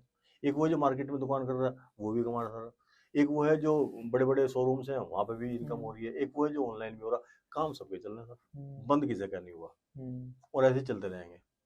तो ये चीजें समय के अपना परिवर्तनशील है। ये ऑनलाइन की पर्दा कहते हो, अपार्टमेंट में रहने 12 वाले में, जहाँ धरती अपनी नहीं है, 60 लाख रुपए खर्च कर रहे हैं, लिफ्ट में जा रहे हैं सर। मम्मी पापा को ले आओ तो मम्मी पापा लिफ्ट चलाना जानते नहीं है। माँ बेटा और बेटी बहू जो है नौकरी करने जाते हैं, और पापा और मम्मी उस घर में रह रहे हैं। अब उनको कुछ चीज की जरूरत पड़ेगी तो क्या करोगे? ऑनलाइन मंगाएंगे सर चीजें। बेटा यार ये चीज नहीं है, पापा चिंता मत करो, भी भेज रहा हूँ। तो कहते ना, आवश्यकता आविष्कार की जननी है। तो ये चीजें इस वजह से अस्तित्व में आई हैं। लेकिन धीरे धीरे लोगों को मैंने देखा है, मेरे परिवार में भी ये था कि खाना बाहर से मंगा लो, ये मंगा लो। जब ये चीज़ स्टार्ट हुई थी तो दिन में जो है हफ्ते में 10 बार आती थी, अब हफ्ते में 15 दिन में 1 बार आती है। तो उनको इस चीज़ों को पता लग गया कि इनका ये जो है, हमारे मम्मी पापा जो कह रहे हैं वो सही कह रहे हैं कि बेटा चीज़ जो है ना, दिखती कुछ और है और आती कुछ और है। जमीन से जुड़े रहना बहुत हाँ जी, जरूरी हाँ जी, है, हाँ जी। हर चीज में, हर रूप बिल्कुल में। बिल्कुल। तमीज दिखाई वो थी, आगे कुछ और दिखाई थी, पूरी भौं की, आगे आधी भौं की। अब क्या है, पैसे भेज दिए, वो 2 दिन में वापस कर दोगे तो वापस हो जाएगी, तीसरे दिन करोगे वापस नहीं होंगे। अब वो पैसे रिफंड करने के लिए फोन कर रहे हो आप। अपने जाओ ना यार, शोरूम में जाओ, अपने मन की पसंद करके ले आओ ना, वहाँ चीज फिजिकली दिख रही है, लेके आओ उसको। तो इस चीजों का प्रभाव है, प्रभाव लेकिन धीरे धीरे खत्म होता जा रहा है। पता नहीं, लोग समझते जा रहे हैं कि हाँ, जो चीज आपके सामने है वही बढ़िया है, अदरवाइज तो सब। आपका किया हुआ कोई भी काम, चाहे वो किसी रूप में राइटिंग हो या और कोई चीज किसी म्यूजियम में या फिर किसी कल्चरल इंस्टीट्यूशन में रखी गई हो? हाँ सर, मेरी जो है, मैं बड़ा सौभाग्यशाली हूँ। मैंने कहा ना कि मेरी ज़िंदगी में 7 साल मैंने जो मथुरा वृंदावन में बिताए हैं, वो बड़े मेरे गोल्डन पीरियड रहे हैं। और मैं 2-3 साल पहले मुझे बड़ा सौभाग्य मिला कि जिस गलियारे से मैं होकर गुजरता था, उन्हीं गलियारों ने मुझे बुलाया। जब मेरे फादर की पोस्टिंग वहाँ सन 84 से हम मथुरा वृंदावन से निकले थे, उससे पहले 3 फैमिली होती थी, गवर्नमेंट जॉब में थे। तो अब गवर्नमेंट जॉब वाले क्या करते हैं कि गवर्नमेंट जॉब वालों को ही ढूंढते हैं, तो यारी दोस्ती हो जाती है। हम थे, उनके बच्चे थे, और उनके एक और थे, 6-7 बच्चे हो जाते, तो शाम को खेलना। तो महीने 1.5 महीने में ये होता था कि मथुरा वृंदावन जाने का प्रोग्राम बनता था। और मथुरा वृंदावन जब जाने का प्रोग्राम बनता था तो एक एक फैमिली तो तारी बना लेती थी, तारी। एक फैमिली सूखी सब्जी और पूरी बना लेती थी। एक फैमिली रायता बना लेती थी, एक वो जो सब्जी होती है वो बना लेती थी। वो सब 15-20 लोग हो गए, 2 तांगे कर लिए, तांगे में बैठ गए, 8 बजे चले, 10 बजे वृंदावन पहुंच गए। जब हम इस्कॉन मंदिर से निकलते थे, जब इस्कॉन मंदिर से निकलने के बाद वृंदावन संस्थान से निकलते थे, कभी सोचते थे कि यार इस संस्थान में आएंगे कभी मैंने बहुत बचपन में सोचा था, तो सन 84 में से पहले सोचा था। उसी संस्थान ने आपको बुला लिया था। मैं वहाँ गया, मैंने पहली बार गया मैं उनके पास, मुझे डायरेक्टर साहब से मिलने नहीं दिया गया। सर बहुत बिजी है सर, किस लिए आए हो? पहली बार वापसी आ गया मैं, 2 दिन रुकने का मौका मिला, फिर मैं अगले दिन गया, मैं उनसे मिला, मैंने उनको बताया। तो जो आपके एक चीज़ देखनी, जो गवर्नमेंट के संस्थान होते हैं ना, वो आपकी चीज़ को वेटेज नहीं देते ज़्यादा, वो सीरियस नहीं है। जब मैं अपने काम को लेकर के फिजिकली गया तो उनको लगा कि यार काम तो बढ़िया है यार ये। जब उन्होंने कहा कि पीयूष जी अपनी किताबें लाओ, हम म्यूजियम में रखेंगे, तो सर प्रयास करने, मैंने कहा ना, प्रयास करने वालों को भी हार नहीं होती है। प्रयास करता रहा, मैंने उनको किताबें दी, उन्होंने म्यूजियम में लगाई, और आज भी लगी हुई है सर। मैं 3 किताबें दे चुका हूँ, 3 में से 3 किताबें लगी रखी हुई हैं वहाँ पे। तो ये बहुत बड़ी सौभाग्य की बात है, और ये ऊपर वाले की डेस्टिनी की वजह से हुआ है। ऊपर की ब्लेसिंग्स होनी बहुत ज़रूरी है। सर अवार्ड्स आपको किस रूप में, कहाँ कहाँ पे आज तक क्या क्या अवार्ड्स मिले? अवार्ड्स की बात करी तो सर लिम्का बुक में मेरा 2012 में है, और उसके लिए जो है सुई से जो लिखी किताब है ना, मैंने कहा ना कि भागवत गीता ने मुझे मंच दिया, और सुई से लिखी किताब ने मुझे हीरो बना दिया, और यहाँ से मंच दे दिया। मंच क्या दे दिया? गूगल, भागवत गीता ने मुझे मंच दे दिया, और सुई से जो लिखी किताब थी ना, उसने मुझे गूगल दे दिया। और ऐसा दिया कि बस पूछो मत ना, मुझे कुछ बताने की जरूरत नहीं पड़ती, तो देखते हैं तो, और बस पूछो मत ना, तो बल्ले बल्ले है, मजा आ जाता है। कोई नोटेबल आर्टिस्ट से आपने प्रेरणा ली हो अपनी लाइफ में, उनके काम से आपके लाइफ में प्रभाव बिल्कुल पड़ा बिल्कुल हो? सर, मैं हिंदुस्तान की बहुत सारी पर्सनैलिटी से मिला हूँ। मुझे ऑटोग्राफ कलेक्शन करने का शौक है। मैं अमिताभ बच्चन से मिला, मैं सचिन तेंदुलकर से मिला, मिला तो बहुत लोगों से, मैं कपिल देव जी से मिला, इंडियन क्रिकेट टीम से मैं कई लोगों से बहुत मिला हूँ। तो मुझे सबसे पहली जो प्रेरणा मिली, जो मिली मेरे को, वो सचिन तेंदुलकर से मिली। महान शख्सियत। सचिन के गेम को मैं, जब मैं क्रिकेट का मैं दीवाना हूँ साहब। सब है। क्रिकेट का मैं समझ लो, मैथमेटिक्स मेरा पहला प्रेम है और क्रिकेट मेरा दूसरा प्रेम है। और कई बार ऐसा लगता है कि मैथमेटिक्स के बिना मैं रह नहीं पाऊंगा, और क्रिकेट के बिना भी नहीं रह पाऊंगा, और आज भी यही स्थिति है साहब। पागलपन है साहब। अभी मैथमेटिक्स के लिए बैठ जाओ तो मैं भूल जाऊंगा सब कुछ। क्रिकेट में सचिन को देखते हुए, ओ हो, और विराट कोहली सर, क्या बात है। ऐसे हीरे हमारे हिंदुस्तान को मिलने चाहिए, बहुत मिलते रहने चाहिए। और बहुत सारे लोग आ रहे हैं, लाइन में हैं, बहुत सारे बैठे हुए हैं। तो सचिन से जब मैं मिला 1996 में फिरोज शाह कोटला में, मुझे, मैं वहाँ से की सीख के आया, मैंने कहा यार ये कितना जमीनी आदमी है यार ये।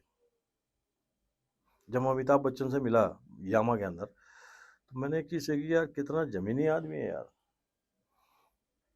मैं बहुत सारे क्रिकेट प्लेयर से मिला, कुछ लोगों के मैं नाम लेना नहीं चाहूँगा, उन्होंने ऑटोग्राफ साइन नहीं करे, मैं उसको वैसा नहीं बनाना चाहता। तो मुझे लगा कि जो ज़मीनी आदमी है ना सर, वो ज़िंदगी में राइज करता है, वो कंट्रोवर्सी में कभी नहीं बढ़ता। और वो चीज़ मुझे सचिन तेंदुलकर के अंदर दिखाई दी, वो चीज़ मुझे अमिताभ बच्चन जी के अंदर दिखाई दी, और कपिल देव के अंदर दिखाई दी। क्या सर, जवाब नहीं। तीनों में जितने पर्सनैलिटी का नाम ले रहा हूँ ना, वो अल्टीमेट है साहब। मैं अटल बिहारी वाजपेयी जी से मिला, मैं लाल कृष्ण आडवाणी जी से मिला, सबके ऑटोग्राफ मेरे पास हैं। वीपी सिंह जी से मिला, मैं चंद्रशेखर जी से मिला, मैं मनमोहन सिंह जी से मिला था। क्या बोलूँ मैं, जमीनी आदमी है साहब। तरक्की वही करते हैं जो, जिनके अंदर घमंड नहीं होता, जिनके अंदर, आपको एक्चुअली में क्या होता है कि ऑटोग्राफ लेना तो एक बहाना है। उनके पास खड़ा होकर के, उनके ओरे के साथ खड़ा होकर के उनका ओरा लेना है। उनकी ये बात सोचनी है कि यार ये आदमी यहाँ तक कैसे पहुँच गया, इसके अंदर क्या खासियत है, इसके अंदर ओरा के अंदर क्या चीज़ है जो ये यहाँ से मेहनत करके यहाँ तक पहुँचा। वो चीज़ ढूंढता हूँ साहब मैं, और वो कहीं ना कहीं मिलती भी है, और मिली भी है। सर आपके करियर में क्या क्या चैलेंजेस रहे और आपने उनको ओवरकम कैसे किया? बिल्कुल, बहुत बढ़िया क्वेश्चन है, और ये इसका आंसर देना भी बनता है। सबसे पहली भी जो नौकरी करी थी मैंने अपने, मैं सोनीपत में किया, मैंने अपना करियर का स्टार्ट। और बड़ी गजब की बात ये देखिए, मैं आपको एक चीज़ बता दूँ, मेरी ज़िंदगी में शह का बड़ा रोल है। क्या चीज़ सर?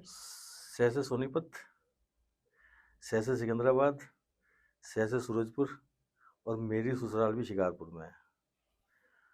मैंने जहाँ पहली नौकरी करी सोनीपत से करी, फिर मैंने सूरजपुर में करी, फिर मैंने सिकंदराबाद में करी, फिर मैं सोनीपत में आ गया, और ससुराल भी मेरी शिकारपुर में है। तो और शह से सम्मान, तो मेरी पहली नौकरी जो सोनीपत में लगी तो होम सिकनेस तो बहुत थी। सैटरडे की इवनिंग को भागना, जल्दी जल्दी घर पहुंचना, मम्मी से मिलना, पापा से मिलना, भाई बहनों से मिलना, सब लोग इंतजार करते थे। और उस टाइम तो रास्ते भी इतने नहीं थे, एक ही रास्ते से जाना। शाम को अपना बैग तैयार करा, बस में बैठे, दिल्ली आए, दिल्ली से फिर 9-10 बजे पहुंचे, क्योंकि 5:30 बजे ड्यूटी। तो जब मैं जहाँ मैं रहता था, तो आपको बताऊँ, मैं 6 महीने नौकरी करी। बड़ा पेनफुल था। 6 महीने तक मैंने ब्रेकफास्ट नहीं किया। और मम्मी मेरे से पूछती थी, पापा तो नहीं पूछते थे, लेकिन मम्मी जब पूछती थी ना कि बेटा तू कैसा है, तो मैं कहता था मम्मी ठीक हूँ। लंच कंपनी में कर लिया, कभी भटूरे मंगा लिए, कभी कुछ मंगा लिया, कभी कुछ मंगा लिया। उन दिनों जो है ना, 2 या सवा 2 रुपए के आया, 87 की बात है, 1 सवा रुपए में तो सब कुछ हो जाता था। यानी आपका लंच हो जाता था। रात को खाना मैं खाया करता था, जिसके साथ मैं खाना खाता था वो इलाहाबाद का था। उसने मुझे 6 महीने चावल ही खिलाया था। लेकिन मैंने इन चीज़ों को पॉजिटिव वे में लिया। मैंने कभी ये नहीं कहा, कभी मैंने शिकायत नहीं करी कि मुझे ब्रेकफास्ट नहीं मिल रहा। मम्मी पूछती थी बेटा ठीक है, मैंने कहा मम्मी मैं ठीक हूँ। अगर मैं मम्मी को कह देता कि मम्मी मैं सुबह को ब्रेकफास्ट नहीं कर रहा हूँ, तो शायद यहाँ तक ना पहुँचता है। तो ये चैलेंजेस रहे, चैलेंजेस को मैंने पॉजिटिव वे में लिया। जो भी कर रहा है भगवान अच्छा ही कर रहा है, अच्छे के लिए कर रहा है। तो ये चीज़ें हैं, सारी चीज़ें। ज़िंदगी में बनना चाहता था पायलट, नहीं बन पाया। ज़िंदगी में बनना चाहता था प्रोफेसर, नहीं बन पाया। मैकेनिकल इंजीनियर बन गया, और सौभाग्य की बात है किताबें लिख रहा हूँ साहब। है गजब की बात। गजब की बात। तो कभी घबराना मत। मेरी ज़िंदगी में बोला ना, ज़िंदगी में यस और नो 2 चीज़ होती हैं, यस और नो। आपको अगर यस मिल जाता है तो आप खुश हो जाते हैं। अगर आपको नो मिलता है तो अपने डिक्शनरी में से हारने वाला शब्द निकाल के रख देना। कभी नहीं माना हारना, मतलब क्रोश। नो का मतलब मेरी डिक्शनरी में नेक्स्ट अपॉर्चुनिटी है साहब। आप यहाँ फेल हो गए, यहाँ पास हो जाओगे, यहाँ फेल हो गए, तीसरे प्रयास में पास हो जाओगे। आपका काम है प्रयास करना, और प्रयास करने वालों को कभी हार नहीं होती है। एक आदमी ने 999 प्रयास किया, 1000वीं बार प्रयास किया तो पूरी दुनिया में छा गया। एक आदमी ने 25 बार फेल हुआ, 26 बार प्रयास किया, पास हो गया, दुनिया में छा गया। एक आदमी 1008 बार फेल हुआ, 1009 बार प्रयास किया, पास हो गया, पूरी दुनिया में छा गया। तो दोस्तों, नो का मतलब मेरी जिंदगी में नेक्स्ट अपॉर्चुनिटी है, और उसी विषय पर मैं काम करता हूँ। आपसे बात हो रही थी तो आपने बताया था ऐसी KFC, yes yes yes yes, बहुत सारे लोग हैं जिन्होंने अपने दुनिया में नाम किया, और वो नाम ऐसा नहीं हुआ है सब। 25, 30, 40, 50 साल लगे हैं उनको अपने आप को एस्टेब्लिश करने में। अब सचिन तेंदुलकर जो 20 साल क्रिकेट खेला, उसने बता दिया कि मैं भारत रत्न हूँ। बोर्ड ऑफ क्रिकेट जब बोला गया, जब 20 साल खेल लिए, हाँ, पहले दिन नहीं थे। तो उन्होंने मेरा सौभाग्य में उस आदमी से मिला, और मैं जब मिला तो मुझे ऐसा लगा कि यार ये जमीनी आदमी है। जो जमीनी आदमी होता है, सर ग्रेविटी होती है उसके अंदर, और ग्रेविटी कमाने के लिए आए हैं हम लोग। जितनी बड़ी ग्रेविटी उतना ही आपका सम्मान होगा। आपकी राइटिंग लाइफ में कोई चैलेंजेस? राइटिंग लाइफ में चैलेंजेस आए, बहुत सारे चैलेंजेस आए। कोई ऐसी स्पेसिफिक चीजें जिसको करते वक्त आपको लगता था कि यार ये बहुत बड़ा चैलेंज है मेरी राइटिंग लाइफ में? बिल्कुल है। मैं आपको एक बहुत अच्छा सा संस्मरण सुनाता हूँ आपको मैं, बड़ा बढ़िया। जब मैं 1986 में इंजीनियरिंग कर रहा था, एक बच्चा कारपेंटर की स्पेलिंग याद कर रहा था। कुछ चीजें जो ना आपको मिलती हैं, आपको ढूंढने की जरूरत नहीं पड़ती है, और वो मिल जाती हैं। जब उस पर काम करते हैं तो उसके रिजल्ट जो है ना फ्रूटफुल होते हैं। लेकिन करना तो पड़ेगा, आपको सोचना तो पड़ेगा। अगर किसी चीज को अस्तित्व में लाना है तो काम तो करना पड़ेगा, सोचना तो पड़ेगा ही पड़ेगा, निश्चित रूप से पड़ेगा। बच्चा कारपेंटर की स्पेलिंग याद कर रहा था, उसको कारपेंटर की स्पेलिंग याद नहीं। आपने पूछा ना कि चैलेंज कितने हैं, इसमें राइटिंग में भी चैलेंजेस आए, और बहुत सारे चैलेंज। आसान नहीं है। पब्लिश करना अलग बात है, हाथ से किताब लिखना बिल्कुल डिफरेंट है। ये चैलेंज अपने आप में एक चैलेंज है। उसको एक्सेप्ट करना और उसको पूर्ण रूप से करना, ये अपने आप में बहुत बड़ी बात है। तो वो कारपेंटर की स्पेलिंग याद करता था, उसको कारपेंटर की स्पेलिंग याद नहीं हो रही थी। मैंने कहा बेटा, मैं अगर कारपेंटर की स्पेलिंग याद कराऊं तो मुझे क्या खिलाएगा? अंकल याद कराऊं ना, कल को मैडम मारेगी। अरे मैंने कहा खिलाएगा क्या? कहने अंकल लॉलीपॉप खिलाऊंगा। मैंने कहा कोई बात नहीं, लॉलीपॉप भी हम खिलाएंगे, लेकिन तुझे कारपेंटर की स्पेलिंग याद करा देते हैं। मैंने कहा बेटा कार की याद है? कहने अंकल याद है। मैंने पेन की याद है? कहने अंकल याद है। कहने अंकल कारपेंटर याद हो गया। चीजों को आसानी तो बनाना आपने, दिखती मुश्किल है उनको आसान आपने बनाना है। आसान कौन बनाएगा? हम बनाएंगे। क्योंकि हम अपने सपने पूरे करने हैं, और सपने मेरे हैं और सपने मेरे माँ बाप के हैं, इसलिए मुझे चीजें आसान बनानी है। फिर सर 2003 में मैंने कहा ना, मेरा जॉब चला गया, मैं घर पे बैठ रहा, 7 महीने मैंने डिक्शनरी को स्टडी किया। ऑब्जर्वेशन इमेजिनेशन फिर भी यहाँ काम करेगी। ऑब्जर्वेशन ये था कि उस बच्चे ने कारपेंटर की स्पेलिंग याद करी। इमेजिनेशन ये थी कि पूरी डिक्शनरी के अंदर कितने वर्ड ऐसे हैं जिसके अंदर 5 वोवेल है, कितने वर्ड ऐसे हैं जिसके अंदर एक भी वोवेल नहीं है। फिर आपने अलग सोचा यहाँ? फिर ये अलग सोच लिया यहाँ पे, और अलग सोचने में ये रिजल्ट हो गया कि मैं आज बताने की स्थिति में हूँ 23 वर्ड ऐसे हैं जिसके अंदर 5 वोवेल है, 34 वर्ड ऐसे हैं जिसके अंदर एक भी वोवेल नहीं है।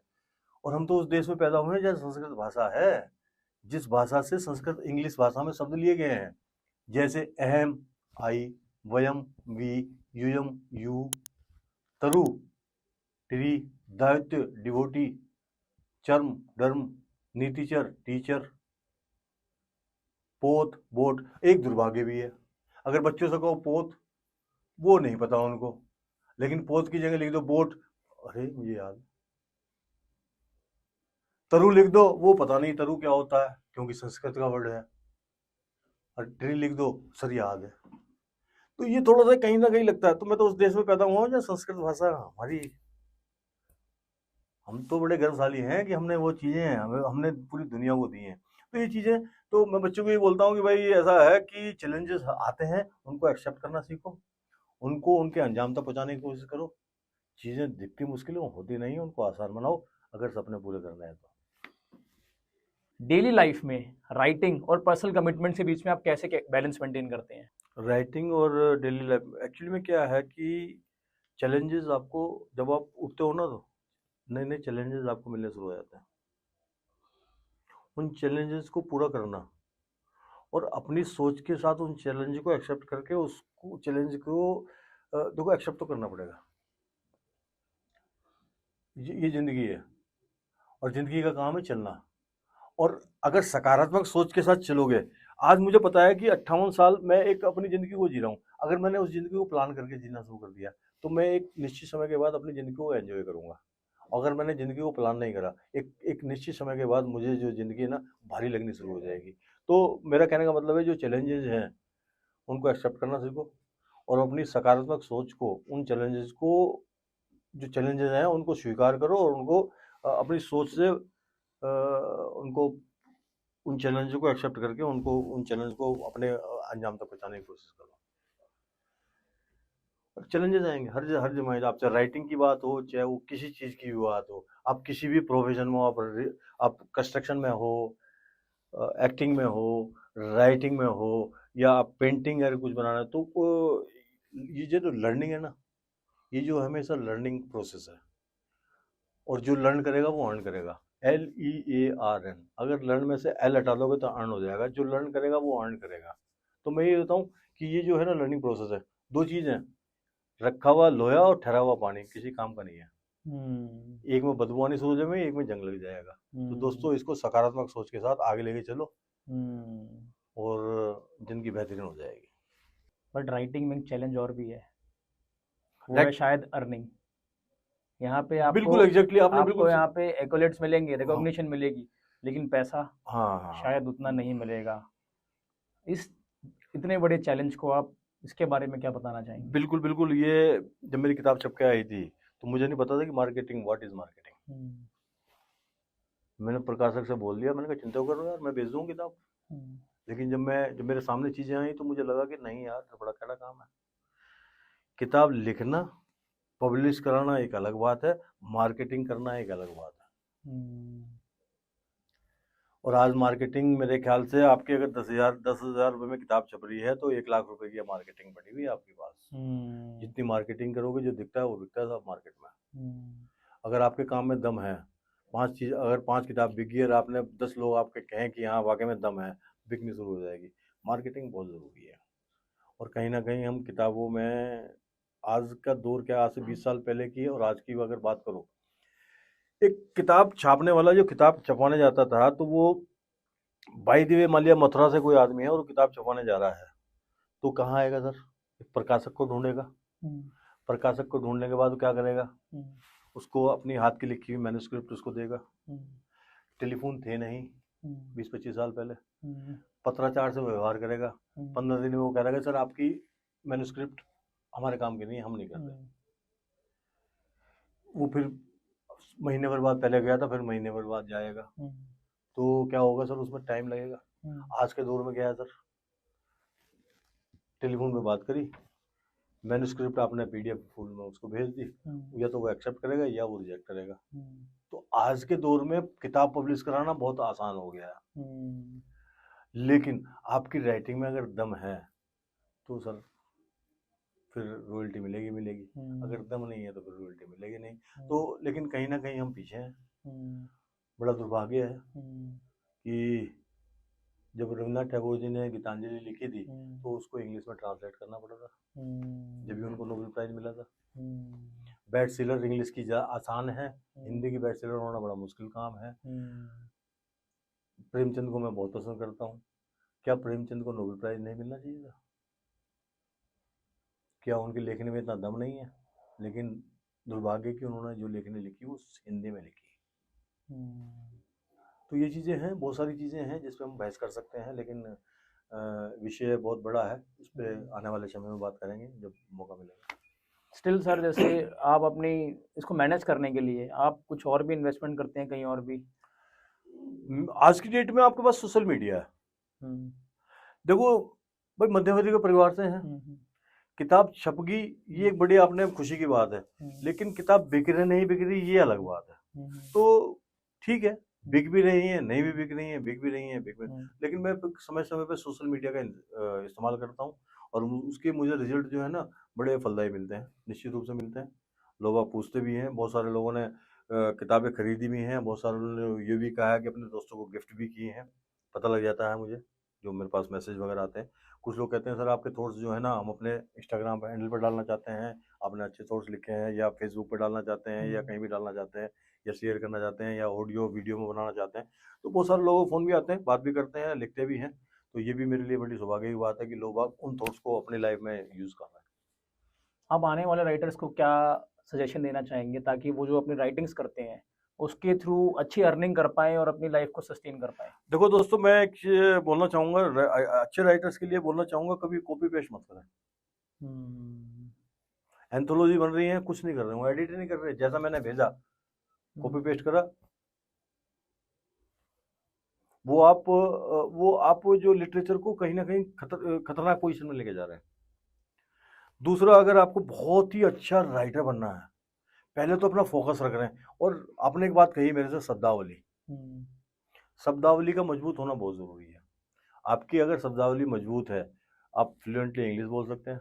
आपकी शब्दावली मजबूत है तो बहुत अच्छी कविता लिख सकते हैं। तो मैं आने वाले जो यूथ है, जो राइटर्स हैं, उनको यही कहना चाहूँगा कि दोस्त अपनी शब्दावली को मजबूत कर लो, और अगर करते हो प्यार, पैशनेट हो जाओ। पैशन है, ऐसा नहीं है कि अभी तो मैं कहूँ यार मैं राइटर बन जाऊँ, थोड़ी देर में पता लगे यार मैं कार्टूनिस्ट बन जाऊँ, थोड़ी देर में पता लगे कि यार 15 दिन बाद कहने लगे यार इसमें तो मजा नहीं आ रहा, तो मैं यार क्रिकेटर बन जाता हूँ, यार तीनों मजा नहीं आता यार, कानून में मैं फुटबॉल खेलना शुरू कर देता हूँ, यार इसमें मजा नहीं आता मैं बैडमिंटन खेलना शुरू कर देता हूँ। वो आपको कहीं का नहीं छोड़ेगा। शब्दावली हर जगह जरूरी है सर, अभी भी हर जगह शब्दावली आपको किसी भी भाषा की शब्दावली आपकी मजबूत हो, समझ लो आप उसमें माहिर आदमी हो आप। सर आपने एक बात बोली थी कि ठीक है मैंने राइटिंग कर दी, मैंने किताब लिख दी, बट उसके लिए मुझे मार्केटिंग पे 90% फोकस करना पड़ता है।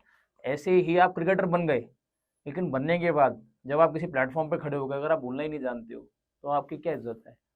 आज बॉलीवुड में शाहरुख खान है, वो बोलना जानता है तो इसलिए शाहरुख खान है। अमिताभ बच्चन साहब है, अरे साहब बोलना जानते हैं, बोलना जानते हैं तो अमिताभ बच्चन साहब है। डायलॉग डिलीवरी टाइम पे करना वही तो बड़ी बात है साहब। सर और भी कलाकार हैं जो हाँ, बहुत मान रहे हैं और हाँ। बहुत मान है, लेकिन वो कहीं पब्लिक प्लेटफॉर्म पे खड़े होते हैं तो शायद बोल नहीं पाते हैं, शायद इसलिए उनको उनका हाँ, नाम बहुत सारे हैं। और मैं कहीं बात कर रहा हूँ सर, मैं अगर इंडिविजुअली बात करूँ, कहीं कमरे में हूँ तो मैं बहुत अच्छा खाना भी खा सकता हूँ, मैं बहुत अच्छी चीज़ भी कर सकता हूँ, लेकिन जब पब्लिक स्पीकिंग में जाता हूँ तो बात नहीं कर पाता हूँ। तो सर मेरे साथ भी ये फियर था, मैंने ओवरकम कैसे किया इसका? मैं अपने आप जाता हूँ, अपने आप में इन्वॉल्व हो जाता हूँ, सामने वाले से आंख नहीं मिलाता।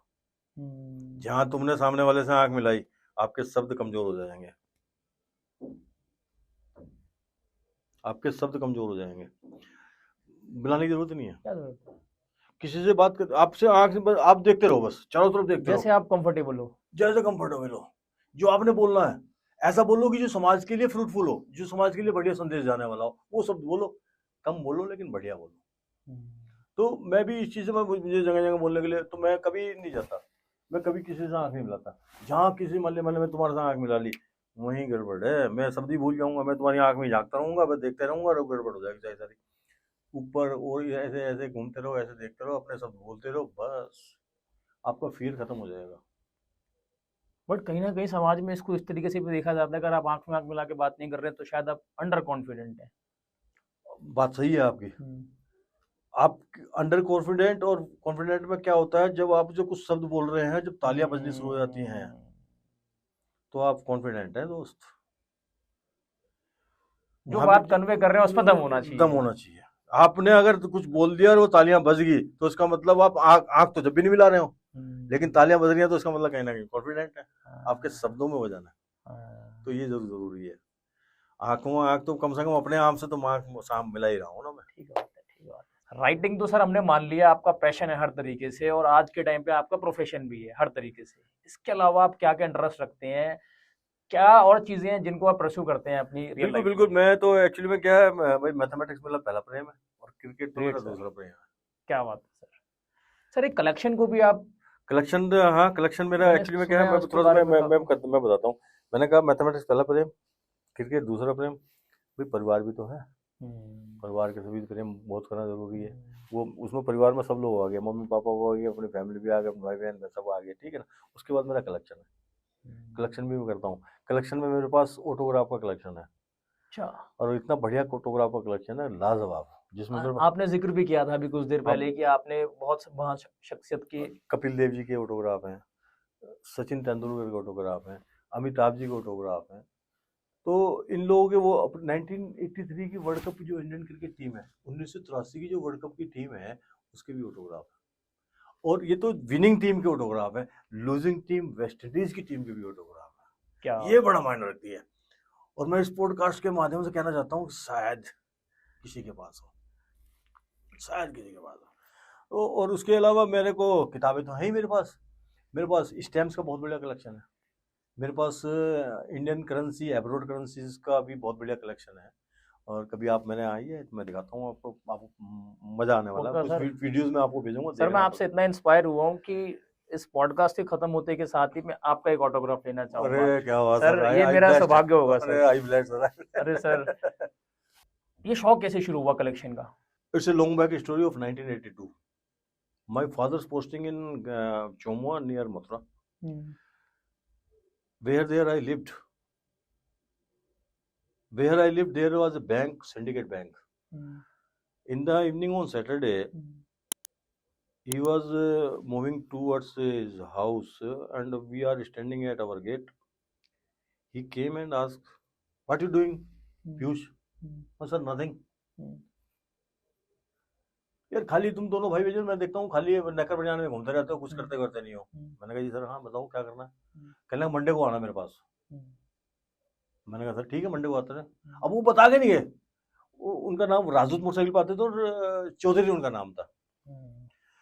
अब संडे हो गया, सैटरडे की बात करी, संडे का हम तो बहुत उत्सुक थे कि मंडे कब आया और कब उनके बैंक में जाए, 10 बजे जाए। मैंने दोनों भाई, मैं और मेरा भाई, एग्जैक्ट हमने देख लिया कि वो हमारे घर के आगे से निकले मोटरसाइकिल से, और हम जैसे ही वो पहुंचे और हम 10 बजे डॉट उनकी मेज के आगे खड़े हो गए। क्या बताऊं आप, ये होता है एक आदमी का। उन्होंने मुझे जैसे ही मैं वहां पहुंचा, उन्होंने कहा बैठो बैठो, कुर्सी पे बैठो। कुर्सी रखी थी, सिंडिकेट बैंक में बढ़िया बढ़िया बैंक बना हुआ था। उसमें उन्होंने अपनी पता नहीं क्या कर रखा था उन्होंने, पहले सैटरडे में संडे में उन्होंने ये काम करा था क्या। उन्होंने ये स्टैम्प्स की बुक निकाली और हमें प्रेजेंट कर दी। मैंने देखा, अरे सर ने तो कमाल कर दिया। स्टैम्प्स की बुक उन्होंने अपने जो स्टैम्प्स थे वो उन्होंने अपने तरफ से जो कलेक्शन कर रखा था वो कलेक्शन हमें दे दिया। और फिर कहने लगे हर तीसरे दिन हमसे मिलने आना। मैंने क्या हो रहा, कहने लगे मैं स्टैम्प जितने भी इकट्ठे होंगे अपने स्टाफ्स को बोल दिया, वो स्टैम्प्स आपको दे देंगे। From there the journey start, वहाँ से जर्नी स्टार्ट होगी। फिर मैंने एक जगह गया तो वहाँ देखा कि एक आदमी ने ऑटोग्राफ इकट्ठे कर रखे हैं। फिर मैं एक जगह गया तो वहाँ पता लगा कि लोगों ने नोट इकट्ठे कर रखे हैं। तो इस तरह से मेरे अंदर पैशन होता चला गया और फिर मैं कलेक्शन को बड़ा करता चला गया। लेकिन मेरी ज़िंदगी में मेरे दोस्तों का बहुत बड़ा रोल है। अगर यामा में ने कहा था कि तू कुछ कर ले, या वो स्टैम्प्स की टिकट ना देते तो आज मैं ये सब चीज़ें नहीं होती। दुनिया में बहुत से लोगों को बहुत से इंडिकेशन मिलते हैं दोस्तों के रूप में, किसी और रूप में, बट शायद उनका ध्यान नहीं जाता ध्यान उनकी नहीं आता। तरफ। बहुत सारे लोग कहते हैं, आपका ध्यान गया तो इसलिए बोला कि दोस्तों का बहुत अहम रोल है, क्योंकि आपने उनको सीरियस लिया। बहुत सारे लोग बताऊं क्या बोलते हैं, सर लिखना तो मैं भी जानता था, सर कलेक्शन तो मैंने भी किया था, हम बड़े अनफॉर्चुनेट रहे कि हम वहां तक नहीं पहुंचा पाए, आपने इसको जो है चरम सीमा तक पहुंचा दिया। तो ये चीजें हैं भाई, यही है, हमने जो हम लगन के साथ करते रहे और हमें रिजल्ट मिलते चले गए और होता चला गया। आपका जो कलेक्शन है, क्या कभी किसी म्यूजियम में, किसी कल्चरल इवेंट में आपने प्रेजेंट किया हो? बिल्कुल, मैं तो स्कूल्स में तो मेरे को बुलाया जाता है ओके। बच्चों को कलेक्शन दिखाने के लिए। बहुत अभी मैं रात में ही एक फ़ोन आया मेरे पास, आप यकीन करेंगे 2 फ़ोन थे कल मेरे पास, पीयूष जी हमारे स्कूल में कब आ रहे हैं? मैंने कहा सर जब आप बुलाओ हम आ जाएंगे, हमारा तो काम ही है मोटिवेशन करने का।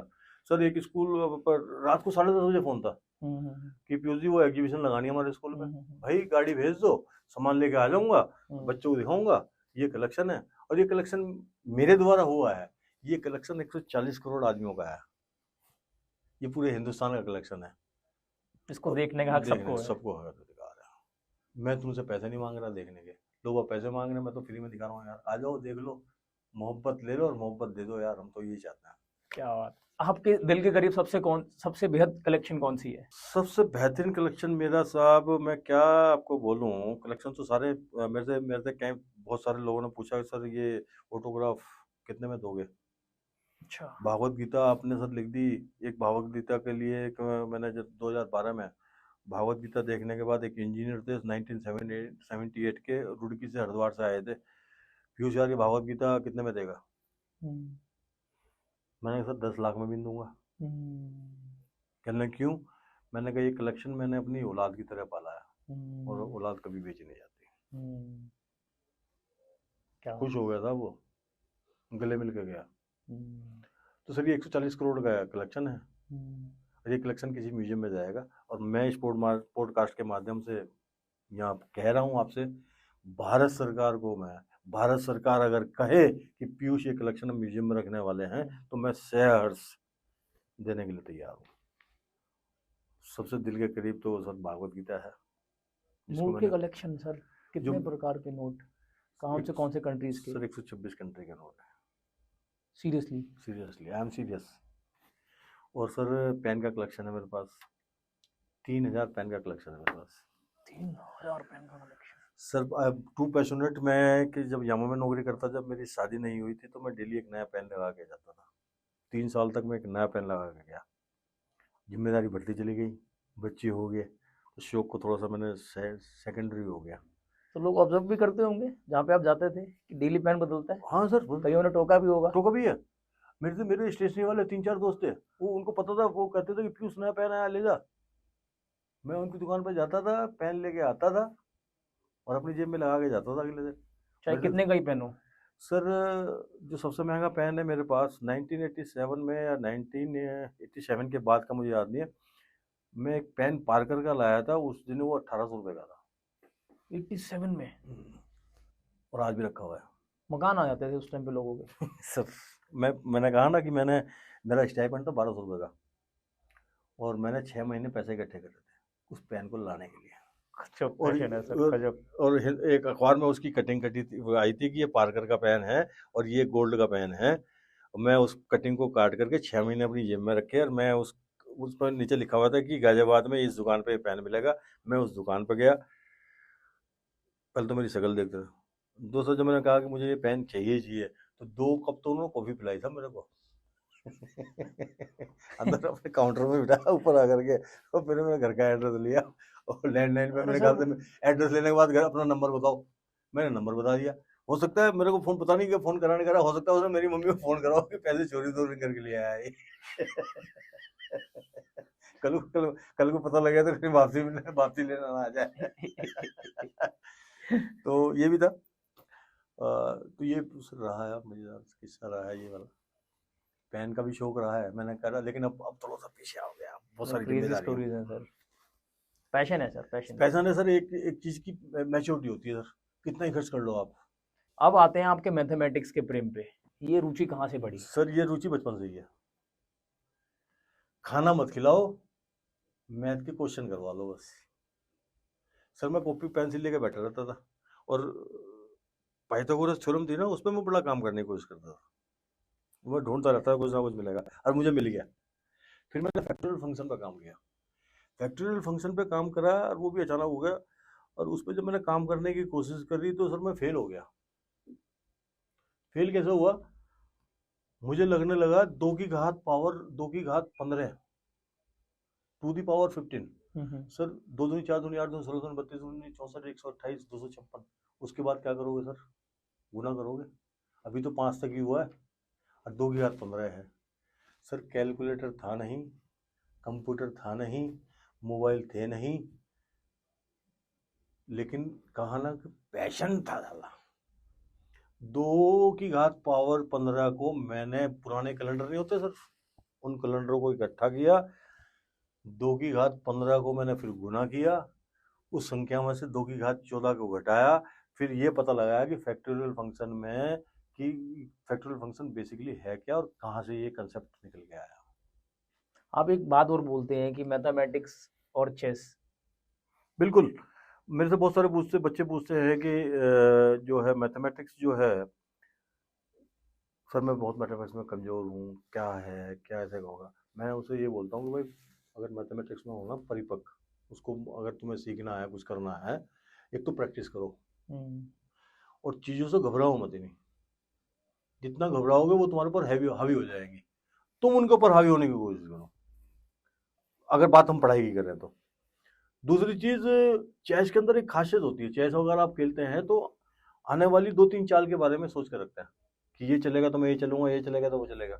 ऐसे ही मैथ में है, अगर आपके पास एक फार्मूला है x² - 5x - 6 जो है, इसको करना है, तो आपके पास वो होना चाहिए कि अगली लाइन में क्या आएगा, अगली लाइन में क्या आएगा, अगली लाइन में क्या आएगा, और चौथी लाइन में इसका आंसर होगा। तो वो कैसा आएगा? वो आएगा चेस खेलने से, क्योंकि चेस में अगली 3 चाल सोच के चलते हैं अपोनेंट के हिसाब से, ये चलेगा तो मैं ये चलूंगा, ये चलूंगा। तो ऐसे ही ये मैथ का भी है कि आप अगले वाली लाइन में क्या आएगा, अगले वाली लाइन में, अगर ये आपको एक गुणनखंड का लिख दिया और आपका टीचर कहने लगे कि पीयूष इसको सोल्व करना, तो सोल्व कैसे करोगे आप? जब आपको पता होगा, कंसेप्ट पता होगा, पहली लाइन में क्या, दूसरी में क्या, तीसरी में क्या, चौथी में रिजल्ट आएगा, वो कैसा आएगा? वो चेस से आता। ये 2-3 तरीके हो सकते हैं, तो वो 2-3 तरीकों के हिसाब से रेडी होकर चलना है कि अगर ये नहीं चलेगा तो ये नहीं चलेगा तो ये, ताकि मैं उलझो बच्चों ना से आप। बोलता हूँ चेस खेलना सीख लो, मैथ में अगर तुम्हें मजबूत होना है तो। किसी स्पेसिफिक आर्ट फॉर्म, जैसे कि म्यूजिक या फिर किसी और, पेंटिंग में कोई इंटरेस्ट? सर मैंने किताबें लिखने से पहले पेंटिंग का ही था, अच्छा। तो पेंटिंग का छोटा सा ही था मेरा। मेरे एक बचपन में दोस्त था पूरन सिंह, जो चोमा में रहते थे। वो क्या करता था, मैंने कहा ना, यार दोस्त मेरे अच्छे हो, लेकिन मैंने उनसे सीखने को, उसको मैं देखता था, मैंने कहा यार ये पेंटिंग कैसे करना। वो गुड़हल का फूल या कनेर का फूल जो है ना, बिना पेंसिल लिए, और वो ब्रश से लेकर पेंट लिया, उसको ऊपर लगा और ड्राइंग करके खत्म। 10 मिनट में तो कनेर का पेड़ और वो सब बना के छोड़ देता था। मैं उससे कहता था यार तू गजब का आदमी है यार, तेरी जैसी आर्ट मैं भी सीखूंगा।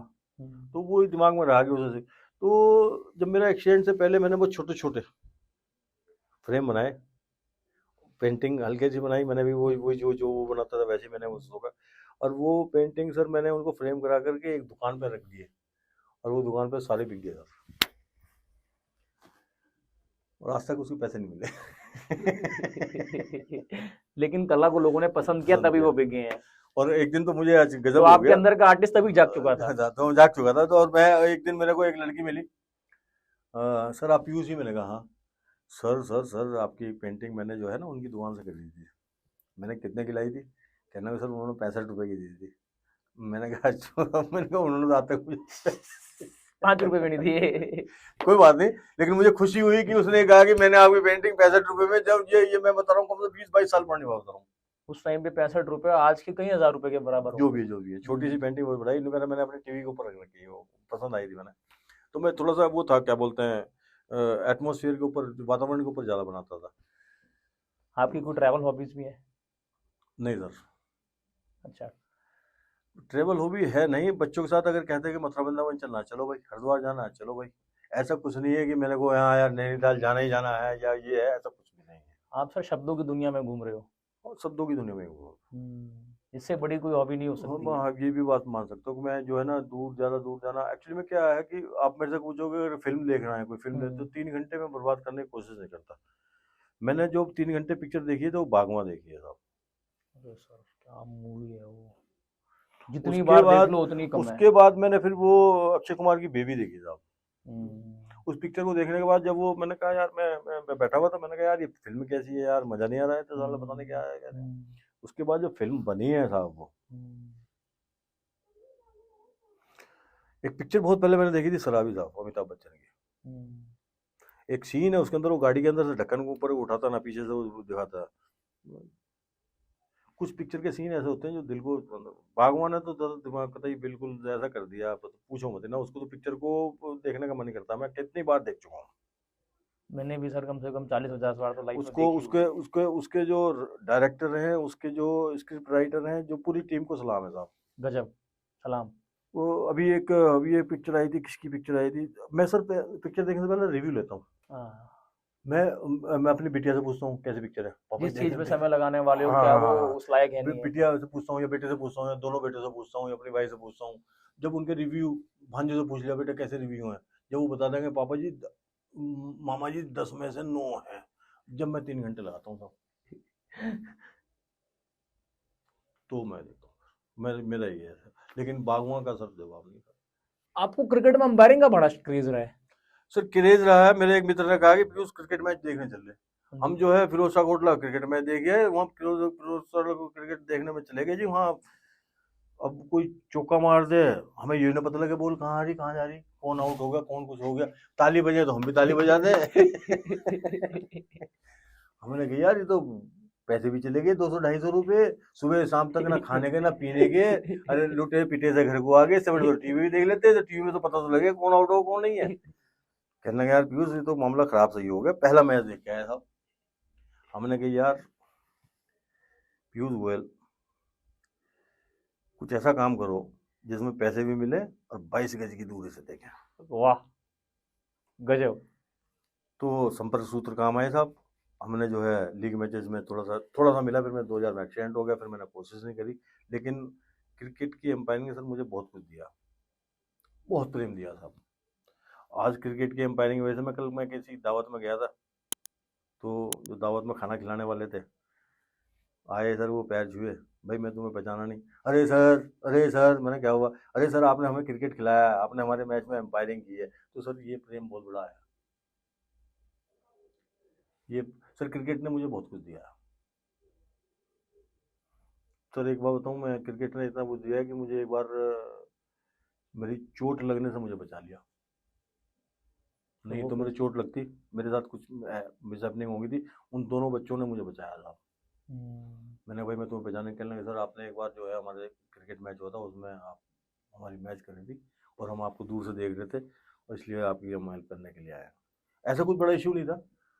तो ऐसा हो जाता है कि एक बार क्रिकेट ने बहुत प्यार दिया, बहुत अच्छा। एक क्रिकेट एक चीज़ और सिखाता सर, डिसिप्लिन बड़ा बढ़िया है सर। ये मैंने एक जिला स्तर पे देखा है, एक स्टेट लेवल में देखा और इंटरनेशनल में तो देखते ही हैं। आपका जो प्रतिद्वंदी है, आपका शत्रु है, वो ग्राउंड में शत्रु हो, आपका प्रतिद्वंदी है, लेकिन जो प्यार मोहब्बत है ना, जो डिसिप्लिन है, जब गले मिलते हैं ना, वो अलग बात है। वो देखने के लिए सर हम जीते हैं क्रिकेट को। तो क्रिकेट मुझे देखा है कि क्रिकेट जब हम जाते हैं, हारना जीतना अलग बात होती है, लेकिन जो डिसिप्लिन है, जो एक दूसरे की रेस्पेक्ट है ना, वो क्रिकेट से ही सीखी है और ये क्रिकेट से मिली हुई है मुझे बहुत। पॉलिटिक्स में कोई रुचि? सर इससे मैं दूर रहना चाहता हूँ क्योंकि मेरे डीएनए में पॉलिटिक्स नहीं है। अक्सर होता है जब आपकी दुनिया अलग है, आप राइटिंग के अंदर बिजी हैं तो आप उस हाँ, पहलू में नहीं देखेंगे। हिंदुस्तान सरकार अगर ये कहे कि पीयूष जी कुछ ऐसा समाज के लिए कुछ ऐसा काम कर सकते हैं जो देश हित में काम आए, तो अगर भारत सरकार मुझे बुलाएगी और कुछ कहेगी, तो बहुत सारी चीजें ऐसी हैं जो इम्प्लीमेंट करेंगे तो हो सकता है देश का हमारा उद्धार हो जाए। तो वो मौका मिलेगा तो जब देखेंगे उस बात। कोई सोशो इकोनॉमिक टॉपिक जिसको हाँ आप बिल्कुल बिल्कुल है। जिस पे आप लिखना चाहोगे अगर लिखना मौका लिखना मिले क्या तो? चाहूंगा मैं, उस पर कुछ संशोधन भी करना चाहता हूँ। मैं कहना चाहता हूँ, हम अखबार में पढ़ते हैं कि यहाँ 25% मतदान हुआ, यहाँ 58% मतदान हुआ, यहाँ 60% मतदान हुआ, यहाँ 80% मतदान हुआ। अगर भारत सरकार मेरे से पूछे तो मैं कुछ ऐसी चीज है तो 100% मतदान होगा। जैसे सर? सर ये विषय ऐसा है जो ओपन नहीं कर सकते। इसको अगर पूछेगी तो मैं फुल प्रूफ सिस्टम दूंगा कि ये कर दो तो ये इसका बेनिफिट ही होने वाला है। बहुत सारी चीजें हैं। ब्रॉडली सर अगर आप थोड़ा सा उस पे एनलाइटन करना चाहें, रोशनी डालना चाहें। प्रोसीजर से आपको कुछ चीजें जो है ना, आप कोई काम करने जा रहे हैं, मोबाइल आपकी आज नेसेसिटी है। 100% 140 करोड़ में मेरे ख्याल से मैं समझता हूँ 130 करोड़ आदमियों के पास तो ऐसे ही हमारे जो चुनाव है ना, चुनाव पे जो वोट डालने जा रहा है उसकी नेसेसिटी बना दो। वोट डालोगे तभी देश के नागरिक हो। बहुत सारी चीजें हैं सर, ऐसा सॉल्यूशन है, मजा आ जाएगा। और एक और भी है, शिक्षा नीति जो गवर्नमेंट दे रही है, मैं शिक्षा नीति के अंदर एक छोटा सा मामूली सा बदलाव करना चाह रहा हूँ, बस वो कर दो, 10 साल के अंदर रिजल्ट मिल जाएगा आपको। वोटिंग को आप नेसेसिटी बना दो। नेसेसिटी कैसे बनाओगे? वो कागजों में बनाओगे, आपकी जरूरत बन जाएगी। जिस दिन आप चुनाव में वोट डालने को जरूरत बना दोगे उस दिन 100%। अभी जो लग ही नहीं रहा कि जरूरी है। कोई और चीज? बस सर मैं 2 विषय पे बात करना चाहूँगा। एक तो शिक्षा नीति पे भी मैं सुझाव देना चाहूँ तो सरकार मांगी तो मैं दे सकता हूँ। वोटिंग के ऊपर भी अगर कोई सुझाव हो तो मैं दे सकता हूँ। और ये मुझे पता है कि इस पे मेरे ख्याल से काम भी चल रहा होगा, मैं समझता हूँ। बट सर हम कोशिश करेंगे कि ये क्लिप कहीं पहुंचे और जो सुझाव आप देना चाहते हो वो जरूर देश में लागू हो। बिल्कुल बिल्कुल बिल्कुल भाई, हम 140 करोड़ देश के एक मैंने कहा ना true citizen to my nation, तो मेरी भी भागीदारी है। मैं भी हिंदुस्तान के कुछ ऐसे काम करूं जो मैं हिंदुस्तान के काम आऊं यार। मैं भी चाहता हूं कि मेरे जो दिमाग में सोच है वो मैं बताऊं। अब लागू करना, अच्छा लगना, मैं अपने एक नियम तो दे सकता हूँ ना, ये है इसको कर लो, इसका रिजल्ट देख लो क्या है क्या नहीं है।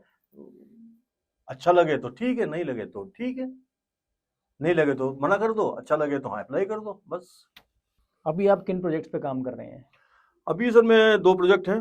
मैं 19वीं 18 तो 17 तो मेरी पूरी होगी, 18 19 2 किताबें लिख रहा हूँ, जिसमें से मैं देहरादून जा रहा हूँ। और सौभाग्य है कि मैंने निशंक साहब की एक पुस्तक है, उसको मैंने उनकी 45 कविताओं को मैंने अपनी लिपि में लिखा है। समय मिला और ऊपर वाले का आशीर्वाद रहा तो उनको मैं वो भेंट करने वाला हूँ। और रस्मरथी रामधारी सिंह दिनकर जी की जो मेरे यहाँ पे है, जिसमें परशुराम और कर्ण का संवाद है, उसका प्रथम सर्ग पूरा हो चुका है, दूसरे सर्ग पर काम चल रहा है, उसको मैं रंगीन पेंसिल से लिख रहा हूँ। तो ये मेरी 19वीं पुस्तक है जो मैं धीरे धीरे पूरी कर रहा हूँ, और ये मेरा अगला प्रोजेक्ट है। इसके अलावा कोई और जैनर जिसको आप सोच रहे हैं? सर मैं सोच रहा हूँ कि मैं जो 10 किताबें पब्लिश हो चुकी हैं, मैं एक मेरी किताब है शॉर्ट स्टोरी की, जिस पे भी काम चल रहा है। मेरे जो प्रकाशक हैं, पब्लिशर, उनसे बात चल रही है। वो जो शॉर्ट स्टोरी वाली बुक होगी वो थोड़ी डिफरेंट होगी, बाइलिंगुअल होगी। वो बाइलिंगुअल का मतलब वो हिंदी में भी होगी, इंग्लिश में भी होगी। एक तरफ से हिंदी में पढ़ेंगे, एक तरफ से हिंदी में अंग्रेजी पढ़ेंगे। ठीक है जी? अच्छा। हाँ, वो शॉर्ट स्टोरी होगा, उसका इंग्लिश में ट्रांसलेट होगा। ठीक है? समझ गया? दूसरा, हर पेज के ऊपर और नीचे उसमें महान लोगों की जो थॉट्स हैं वो लिखे होंगे। ओके। वो मैं थोड़ा डिफरेंट मैं करना चाहता हूँ। मेरे बीच में बात भी चल रही है और बात फाइनल भी होने वाली है। तो आने वाले उम्दा मैं ये सोच रहा हूँ कि एक तो हिंदी में हो और इंग्लिश में हो, बाइलिंगुअल हो। इधर से पढ़ेंगे तो हिंदी में, इधर से पढ़ेंगे तो इंग्लिश में। और थॉट्स जो है ना, जैसे प्रेमचंद जी का थॉट्स है, जैसे रविन्द्रनाथ टैगोर जी का थॉट्स है, या राजेंद्र प्रसाद जी का कोई विचार है, या सुभाष चंद्र बोस जी का है, या स्वामी विवेकानंद का है, या अब्दुल कलाम साहब का है, वो थॉट्स ऊपर भी लिखा होगा, नीचे भी लिखा होगा, ऊपर भी लिखा होगा, नीचे भी लिखा होगा, उसमें नाम होगा, नीचे उसका तो इस तरह की मेरी प्लानिंग है। मैं समाज को कुछ डिफरेंट देना चाहता हूँ।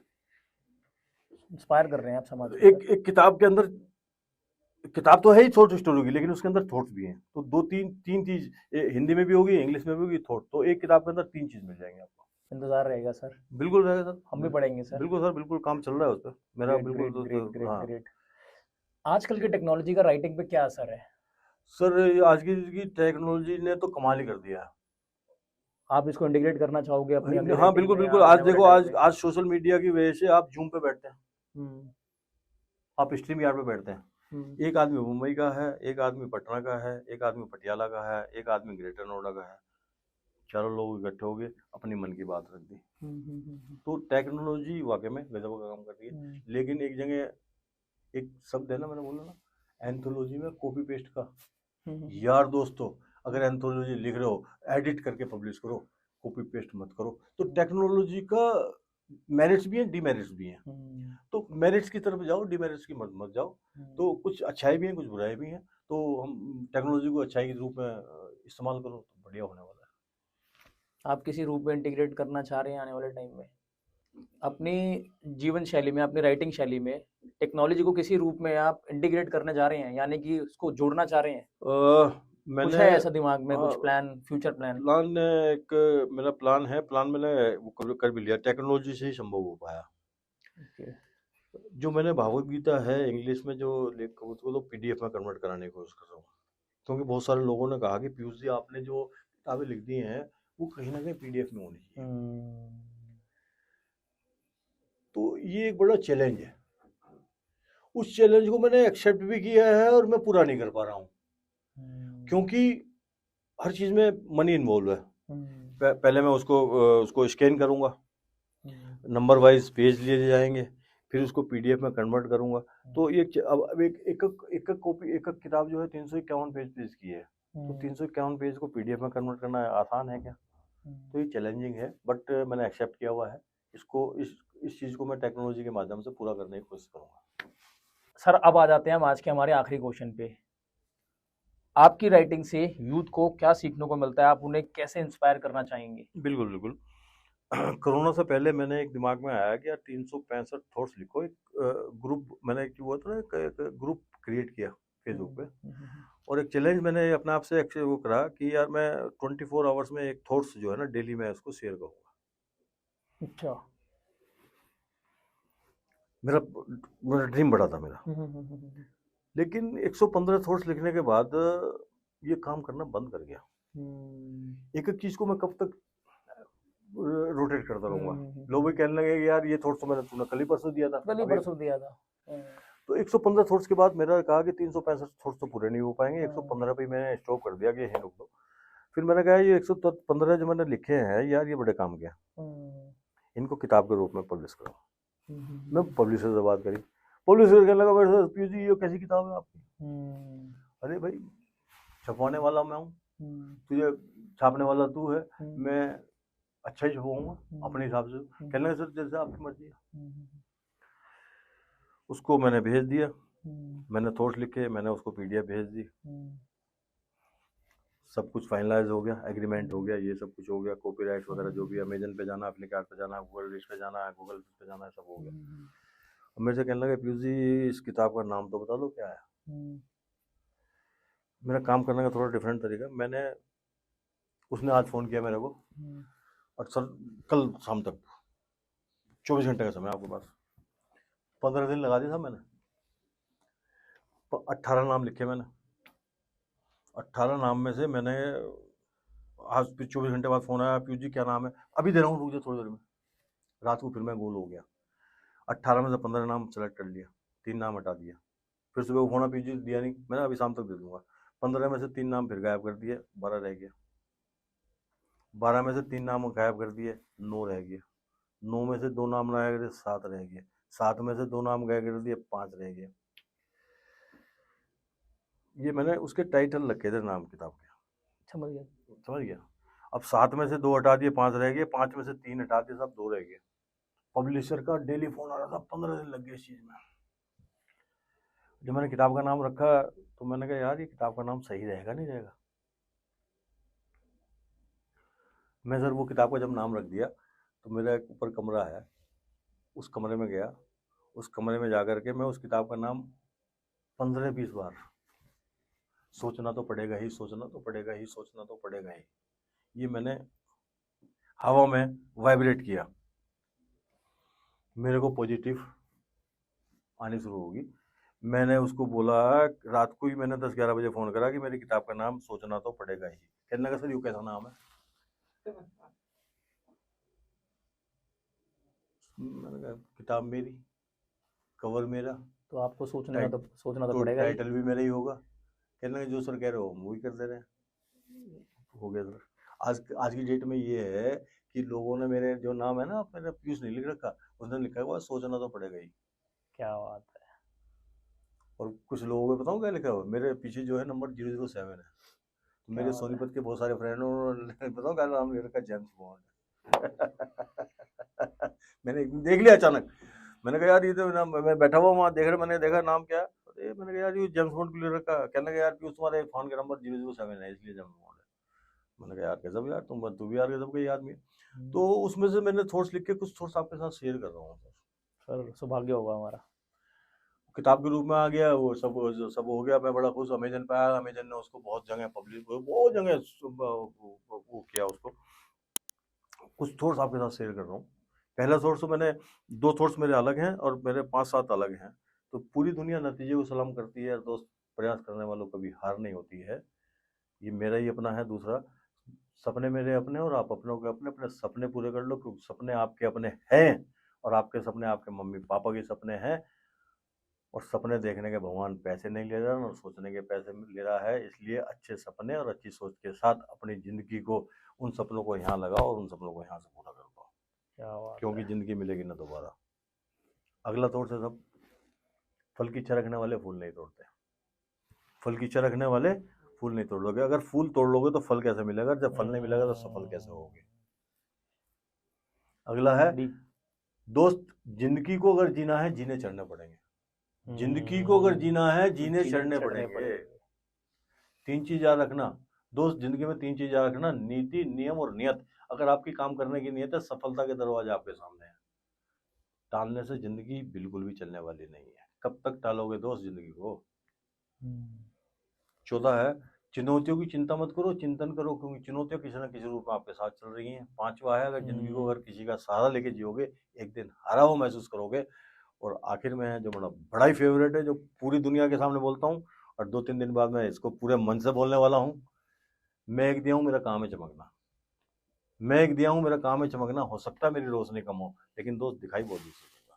क्या बात है सर, क्या बात है सर, क्या बात आप भी एक दिया है, मैं भी एक दिया हूँ। चमकना आपने है। सूरज बन के चमकोगे, पूरी दुनिया में प्रकाश फैलाओगे। चंद्रमा बन के चमकोगे, रात में नजर आओगे। अगर तारा बन के चमकोगे तो दोस्त बहुत दूर से दिखाई दोगे। डिसाइड आपने करना है कैसे चमकना है। क्योंकि सूरज बन के चमकना है सर। सर, क्या बात है सर, क्या बात है सर, बहुत बहुत जबरदस्त सर, बहुत जबरदस्त सर। बहुत बहुत धन्यवाद sir. Thank you so much for coming sir. Thanks a lot और इट्स माय प्लेजर टू